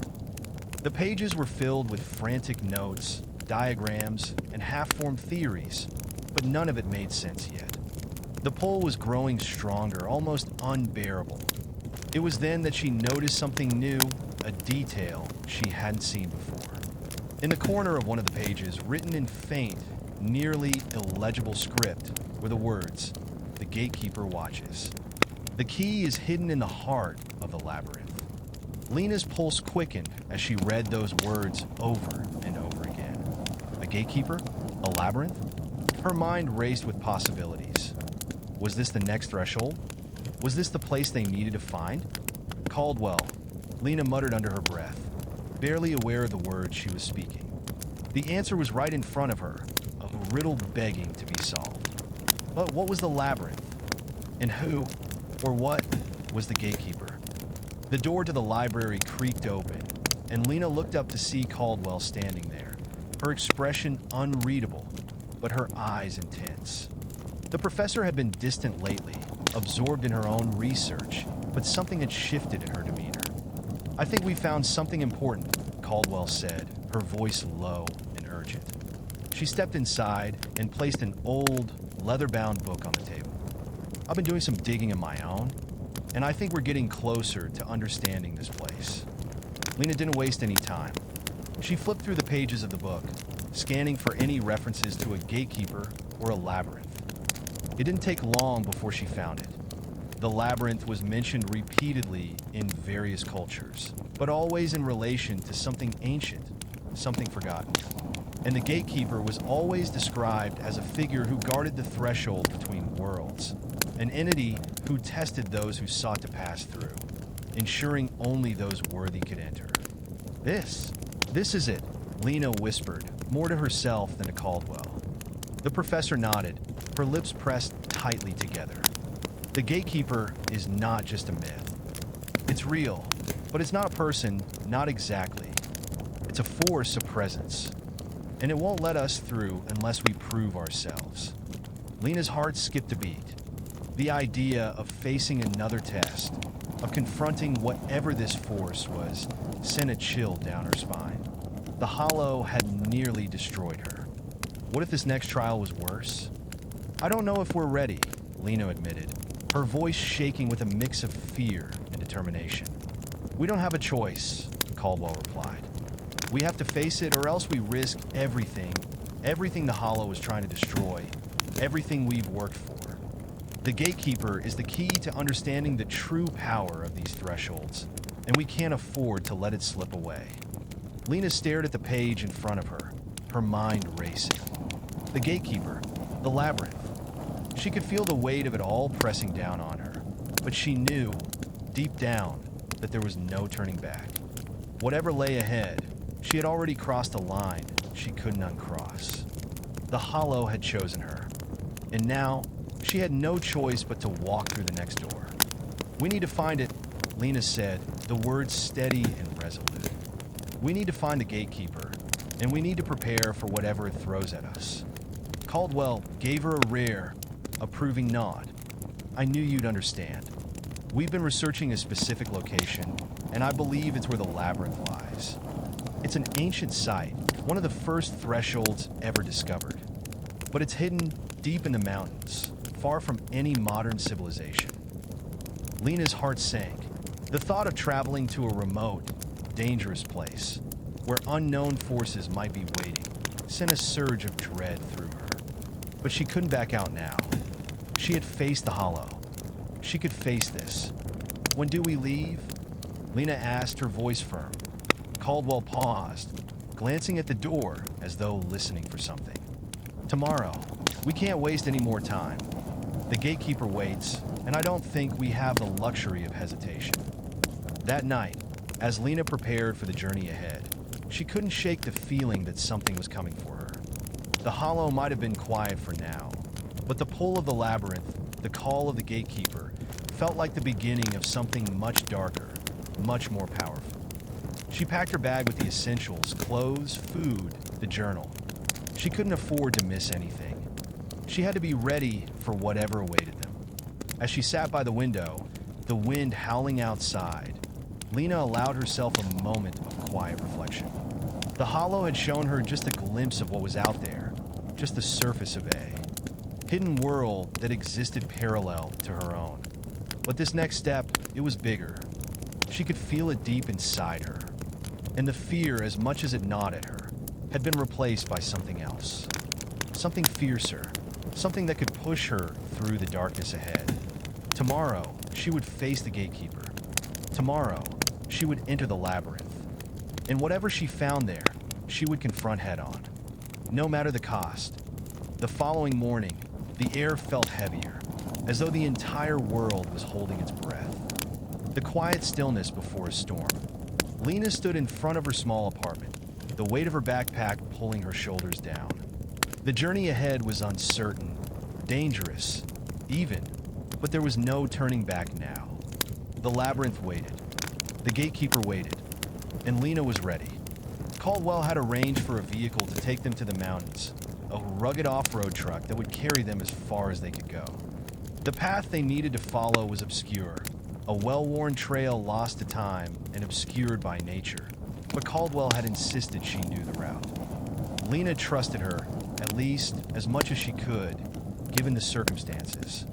She had no idea how long they would be gone, what they would find, or what dangers might lurk in the shadows. All she knew was that there was no turning back. The ride was long, taking them through winding roads, forests that seemed to stretch on forever, and fields of wild grass that whispered in the wind. They spoke little, both wrapped up in their own thoughts, the weight of the unknown pressing down on them. Every mile they traveled felt like they were getting closer to something ancient, something powerful. When they finally arrived at the foot of the mountain, the sky had turned gray, thick clouds swirling above them, as if the weather itself sensed the significance of what was about to unfold.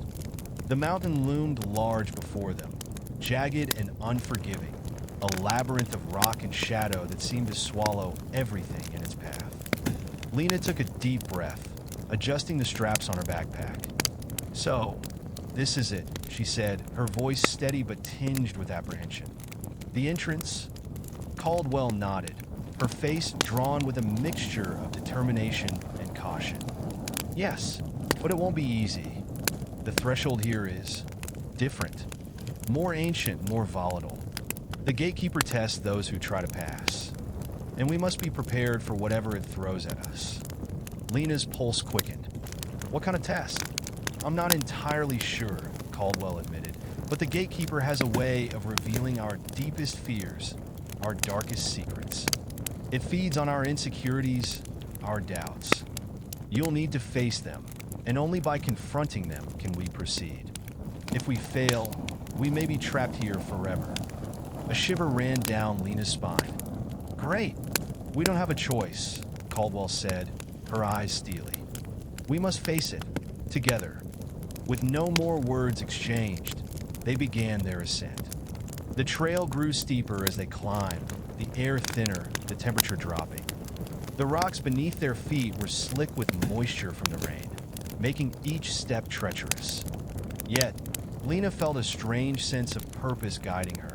The pull of the mark, the spiral symbol etched into her mind, urging her forward. Hours passed, the mountain seeming to stretch on endlessly. It was quiet, save for the crunch of their boots against the earth and the occasional rustle of leaves. There was something unsettling about the stillness. The deeper they climbed, the more Lena could sense that the mountain itself was alive, watching them. Then, just as the last light of day began to fade, they reached a plateau. At the center of the clearing was a massive stone archway, its edges worn and weathered by time. Vines snaked around it, and the air was thick with the scent of moss and earth. It looked like it had been there for centuries, if not longer. There was no sign, no indication that this was the entrance to the labyrinth, just the arch, standing tall and silent. Lena stopped in front of it, her heart pounding in her chest. The mark in her journal flared to life in her mind. This was it, the place she had been drawn to. The gatekeeper was here, waiting.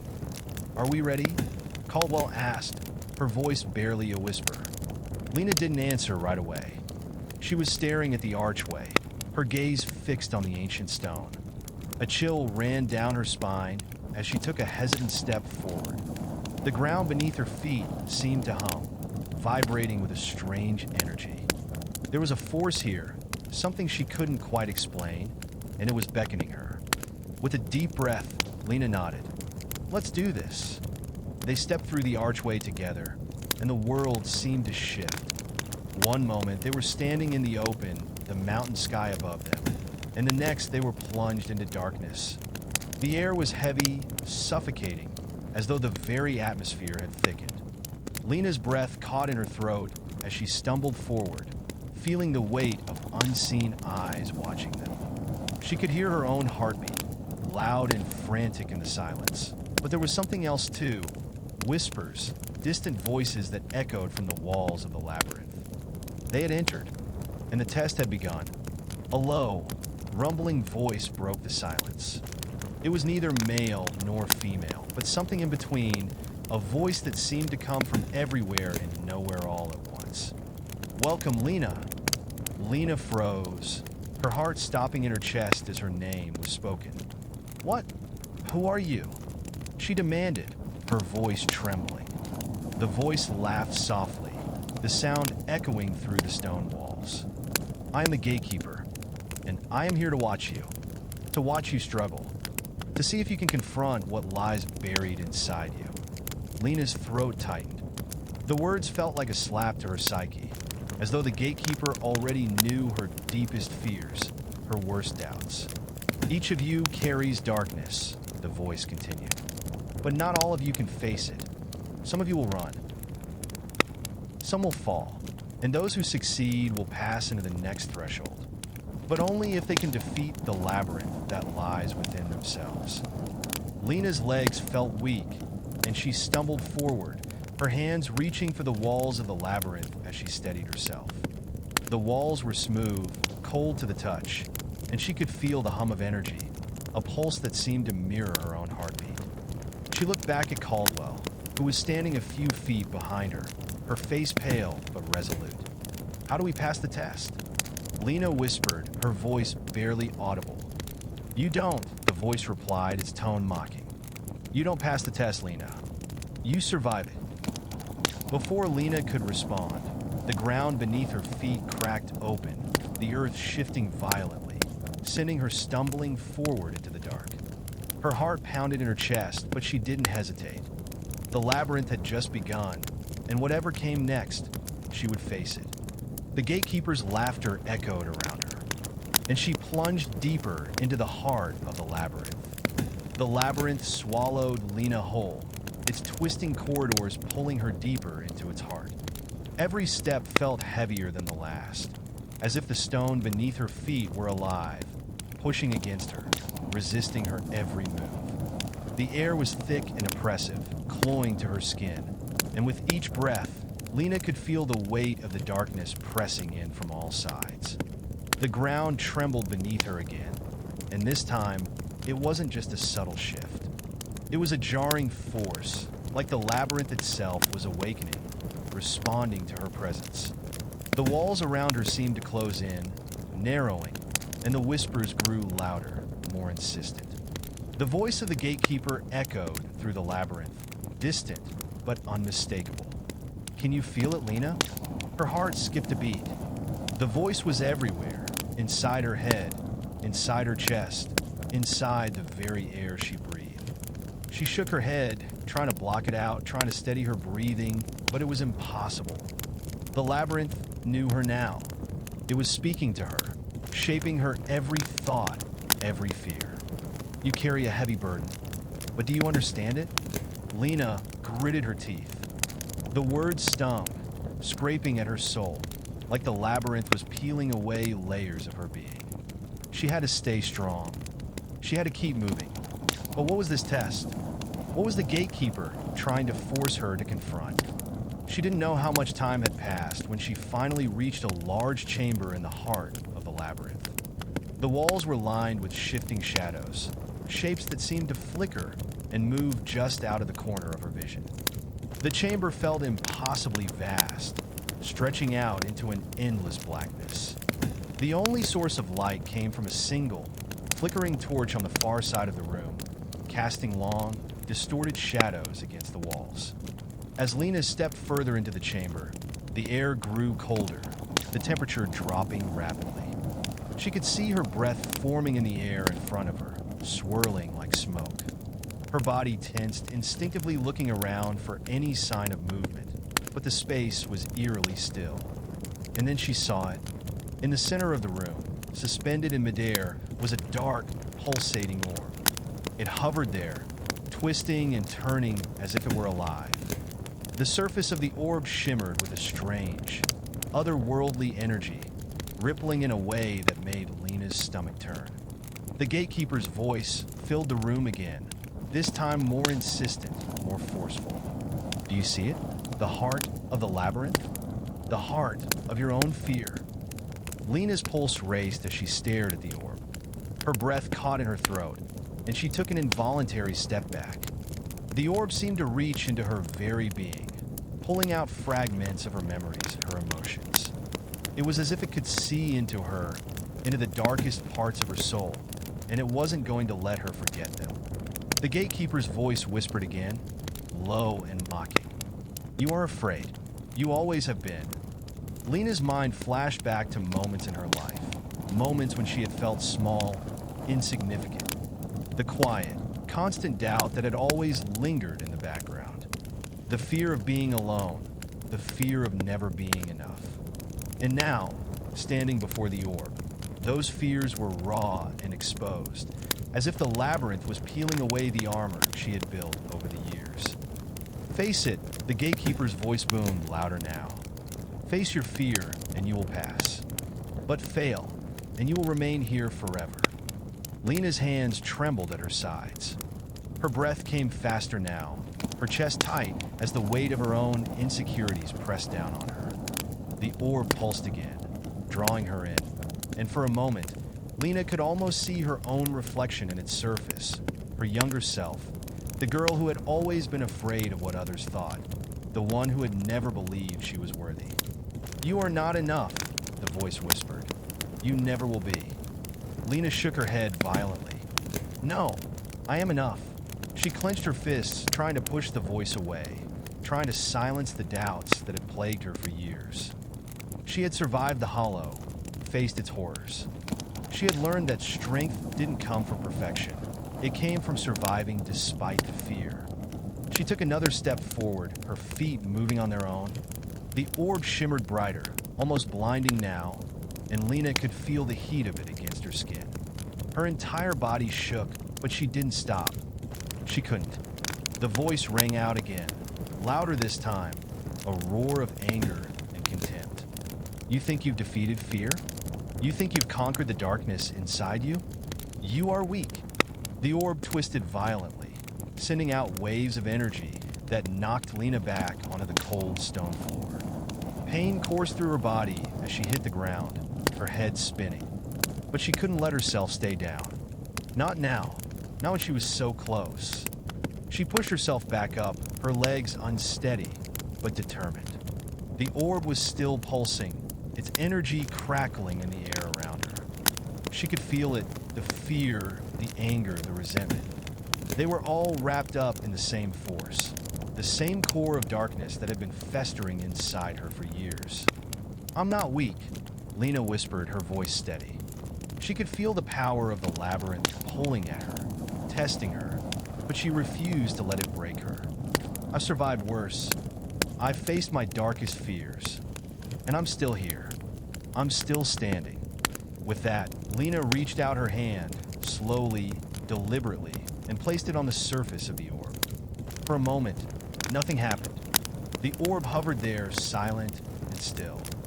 Then, with a sudden jolt, it exploded in a burst of light, sending a shockwave through the chamber. Lena was thrown back, her body crashing against the stone floor, her vision going black. But just before everything went dark, she heard the voice again. You have passed. When Lena woke, she was lying in the same chamber, the orb now gone. The walls were silent, the oppressive weight lifted. She pushed herself up, her body aching from the ordeal. But something had changed. The labyrinth no longer felt like a prison. It felt like a gateway, a passageway to something greater. As she stood there, panting, she heard footsteps behind her. Caldwell appeared, her expression a mixture of concern and relief.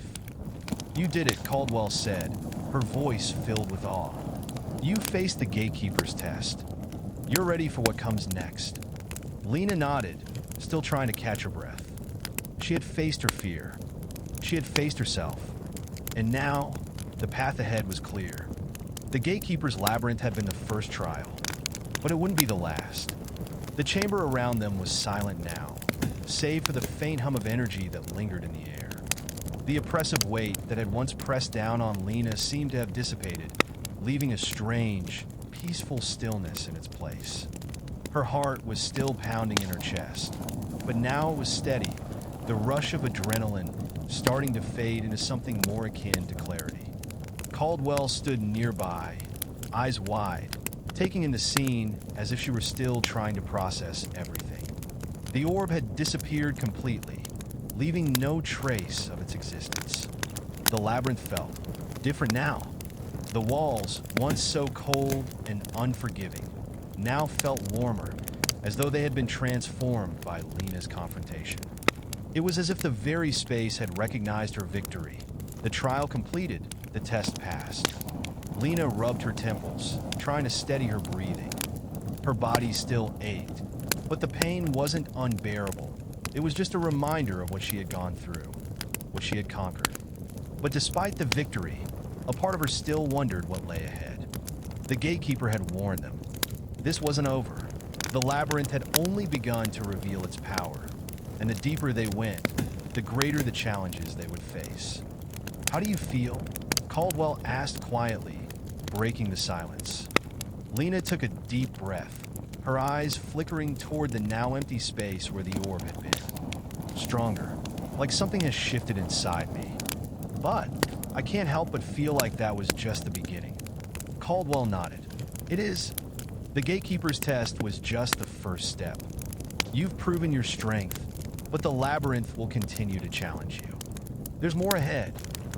Lena's mind whirred, taking in Caldwell's words. "More? There are other trials ahead," Caldwell explained. "We knew that coming in. This place, this labyrinth, isn't just a physical space. It's a test of everything you are. The gatekeeper was just the first force you had to reckon with. The next trial will test your resolve, your ability to overcome even greater fears." Lena's stomach churned at the thought, but she knew she couldn't stop now. Not after coming this far. "What kind of trials?" Caldwell hesitated, her brow furrowing. "I don't know exactly. The texts I've read mention other guardians of the thresholds, each with their own trials, each more dangerous than the last. But the true nature of these trials is elusive. They're not just physical challenges, they're psychological, emotional. The deeper you go, the more you'll have to face parts of yourself you've buried for years." Lena swallowed hard, a sense of dread settling in her chest. "Parts of yourself you've buried for years." The words echoed in her mind. She knew what Caldwell meant. The labyrinth had already brought her face to face with the fears she'd spent years avoiding. And if that was just the beginning, what else would she have to confront? "Are you ready for that?" Caldwell asked, her voice softer now, almost as if she were speaking to herself more than to Lena. Lena looked at her for a long moment. She had faced the hollow. She had confronted the unknown in ways she never thought possible. She had fought against the darkness that wanted to consume her, and she had won. But this was different. This wasn't just about surviving something external. This was about facing what lay within her, what she had hidden even from herself. "I don't know," Lena admitted, her voice trembling slightly. "But I have to be. I can't go back." Caldwell gave her a tight nod, her face unreadable but filled with a strange mixture of respect and concern. "Then let's keep moving." The labyrinth stretched out before them, its winding corridors now seeming both more familiar and more threatening. Every step forward was another plunge into the unknown, and each twist in the path felt like another test of her resolve. Lena glanced at the walls as they moved, the shadows now dancing in ways that seemed almost alive. The labyrinth, once a cold, detached force, now felt like it was watching her, waiting for her next move. They moved on, through the dark passageways that seemed to shift as they walked, sometimes narrowing, sometimes widening. The air was thick with the scent of damp stone and earth. And the deeper they went, the more Lena felt herself slipping into something primal, as though the labyrinth was not just testing her, but forcing her to remember something ancient inside her, a forgotten instinct for survival. Eventually, they came to another chamber. This one was different from the last. Instead of being cold and empty, it was filled with strange, glowing symbols etched into the stone walls. The markings seemed to shift and pulse with a life of their own, twisting in and out of focus as Lena stared at them. Caldwell stopped, holding up a hand to signal for Lena to halt. She was staring intently at the symbols, her face pale. "Do you see this?" Caldwell's voice was barely above a whisper, as if afraid to speak too loudly in this strange space. Lena nodded. "I see them." "What are they?" "There. They're not just random symbols," Caldwell said, her voice filled with awe. "These are the old sigils. Ancient, forgotten. The texts I found mention them, but I didn't know they'd be here. These symbols are linked to the deepest trials, the ones that challenge not just your body, but your very soul." Lena took a step closer to the wall, her fingers just brushing the surface of the nearest symbol. It was warm to the touch, almost as if the stone itself was alive, reacting to her presence. She felt a shiver run down her spine, as though the symbols were reaching into her, pulling at something deep inside her. A sudden voice broke the silence. This time, it was not the gatekeeper. It was a different presence, one Lena could feel in the pit of her stomach. "You have come far, but the true test begins now." Lena's heart skipped a beat. The voice wasn't coming from anywhere specific, but it surrounded her, resonating with the air. The symbols on the walls seemed to pulse in time with the voice, and for a moment, Lena wondered if they were speaking directly to her, or to someone else entirely. A cold, sinking feeling crawled up her spine. You will face what you fear the most. Suddenly, the symbols on the wall shifted, rearranging themselves into a new pattern. The chamber seemed to grow darker, the edges of the symbols now glowing brighter and more intense. And then, from the shadows, something began to move. Lena stepped back, her breath catching in her throat. Whatever it was coming for her. She didn't know how she knew, but she felt it deep in her bones. The labyrinth was alive, its trials never-ending, and she wasn't sure how much more of herself she could face. But there was no turning back now. The true test had begun. The shadows in the chamber seemed to pulse and stretch, growing darker as the symbols on the walls shifted. Lena's heart raced as she stood frozen, feeling the oppressive weight of whatever was coming. She could sense it, the heavy presence that loomed just out of sight, watching her. The labyrinth was alive, and whatever it was about to throw at her, it wasn't going to be a test she could easily escape. Caldwell stepped closer, her hand reaching out to grasp Lena's arm, but even her steady touch did little to calm Lena's racing mind. "Stay close," Caldwell whispered urgently. "The trial has started. Don't let it get inside your head." But Lena was already aware. The whispering presence was already inside her mind, crawling beneath the surface of her thoughts, tugging at her darkest memories. The air in the room felt thick, alive with an energy that hummed and thrummed against her skin, as if the labyrinth itself was drawing power from her fear. "You are not enough. You never will be." The voice came from every direction, vibrating through the very walls. It was the same voice that had taunted her during the first trial, but now it sounded more insistent, more terrifying. The chamber seemed to close in around her, the symbols on the walls glowing brighter, burning into her vision. "You carry darkness. You always have. It is your fate to be swallowed by it." Lena's breath caught in her throat, and she stumbled backward, her mind racing. She could feel the weight of every failure, every mistake she had ever made pressing down on her, suffocating her. It was all coming back. The years of self-doubt, the moments when she had felt invisible, worthless, the fears she had buried beneath layers of silence. No, she wouldn't let it take hold of her. Not now. Not again. Lena clenched her fists, grounding herself, trying to shut out the voice, trying to push away the painful memories that surged to the surface. She couldn't let the labyrinth pull her into the darkness. Not after everything she had already faced. She turned to Caldwell, desperate for something, anything, to anchor her. But Caldwell's face was pale, her eyes wide with fear.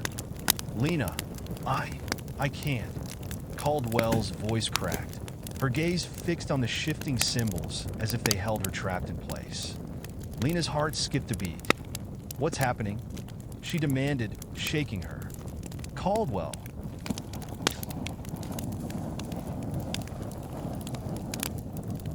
The older woman seemed to snap out of her daze, her eyes flicking to Lena with a flicker of recognition. "The labyrinth," she whispered, her voice thick with realization. "It's not just testing your strength. It's testing your mind, your soul. We all have our demons, Lena. And this place." She shook her head, her face drawn in anguish. "This place makes them real. You have to fight them, or you'll never leave."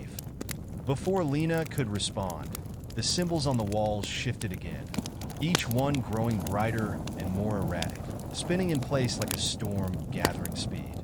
The air grew colder, and the ground beneath her feet trembled. Then, with a deafening roar, a massive figure emerged from the darkness. It was tall, towering over both of them, its silhouette only partially visible in the chaotic light.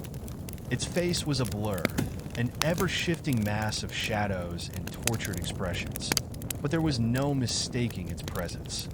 It was her fear, her deepest, most terrifying fear, manifested in front of her.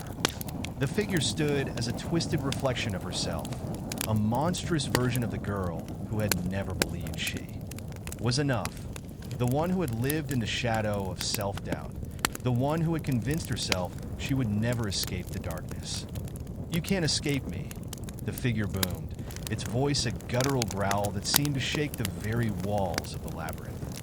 "You are nothing. You will always be nothing." Lena's breath caught in her throat as she stared at the figure, her entire body trembling.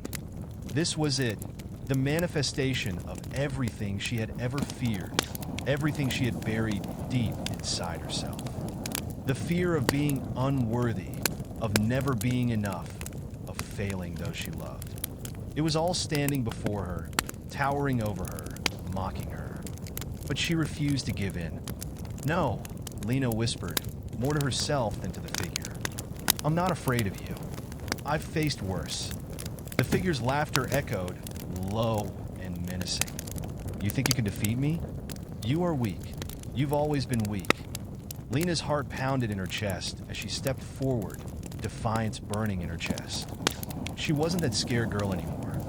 She wasn't the one who ran from her own shadow. She had faced the hollow. She had survived the nightmares.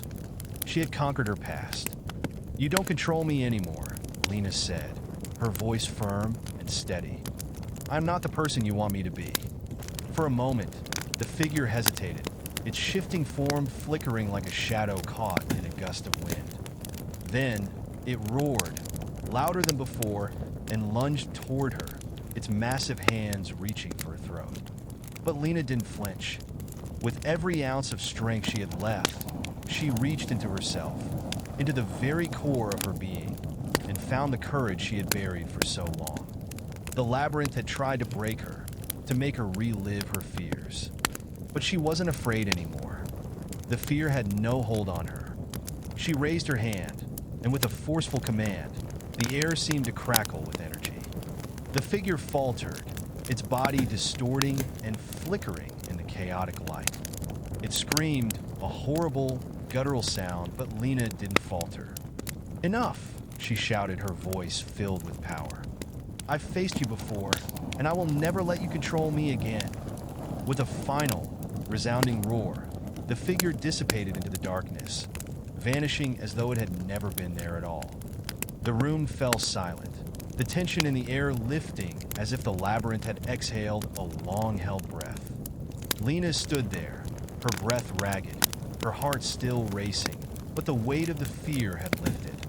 She had conquered it. She had faced her darkest self and emerged victorious. But the silence didn't last long. The ground beneath her feet trembled once more, and the air crackled with new energy. A new challenge was waiting. The labyrinth was far from done. Caldwell stepped forward, her voice shaky but filled with awe. "You did it, Lena. You faced your fear." Lena didn't speak at first. She was too caught up in the aftermath of the trial, her body still trembling from the intensity of it all. But then she turned to Caldwell, determination burning in her eyes. "We're not done," she said, her voice steady. "Let's move forward." They pressed on, the labyrinth's next trial already waiting for them in the shadows.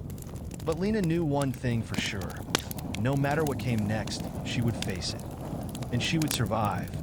Of course, here's how I envision the ending of Lena's journey, with the next couple of chapters wrapping up her story. Let's dive into the final chapters of Lena's trials within the labyrinth. Lena's steps were steady, her mind clear despite the fatigue settling into her bones. She had faced the embodiment of her deepest fear. She had conquered the darkness inside her, at least for now. But the labyrinth was far from finished with her. The air around her crackled with a new intensity, as though the walls themselves were waiting for the next test. Every turn, every shadow seemed to grow more oppressive. The cold, the silence, the pulse of the labyrinth, it was all leading to something more, something darker. "We're close," Caldwell said, her voice tight, filled with a sense of urgency. "I can feel it. The final trial is near." Lena nodded but didn't respond. The labyrinth had tested her mind, her soul, her heart. And every time, she had fought back with everything she had. But this trial felt different. It felt like the culmination of everything. Her fears, her insecurities, her doubts. And yet, she felt herself growing stronger with each challenge. She had learned something important. The darkness wasn't something to fight. It was something to face, accept, and move past. Caldwell stopped suddenly, her expression frozen in place. Lena stepped forward, her eyes following the woman's gaze. The room had opened up into a cavernous space, vast and looming, unlike any of the chambers they had passed through before. The walls here were not smooth stone, but jagged, like the remnants of something ancient and broken. At the center of the room, an enormous mirror stood, its surface shimmering with a strange, ethereal glow. Lena felt a cold shiver run down her spine. It was not just a mirror, it was an object of power, a relic from the labyrinth's endless depths. And it was the key to the final trial. "Do you know what it is?" Lena asked, though the answer was already forming in her mind. Caldwell nodded, her voice somber. "It's the mirror of truth. The final test of the labyrinth is not against an external force. It's against yourself. This mirror doesn't show your reflection. It shows the parts of you you've hidden from everyone, including yourself." Lena felt a chill seep into her skin as she took a hesitant step forward. She knew this trial was the one that would test everything. Her past, her choices, everything she had tried to outrun would be reflected back at her. "Lena," Caldwell's voice was barely a whisper. "You've come so far. But this, it will challenge you in ways nothing else has. You must face the truth in that mirror. All of it." Lena turned toward the mirror, her reflection already rippling with unnatural movement. She could feel the weight of its presence, the sense that something inside her was about to shift permanently. She took a deep breath and stepped closer. The mirror flickered, its surface warping and distorting. And then it steadied. Lena's reflection stared back at her, but it wasn't her. Not entirely. The woman in the mirror was older, her face hard and jagged with pain. Her eyes, though, were the most haunting part. They were empty, hollow, filled with regret. Lena instinctively reached for her own face, but her reflection did the same. "No," Lena breathed. "This isn't me." But it was a version of her that she had buried deep within.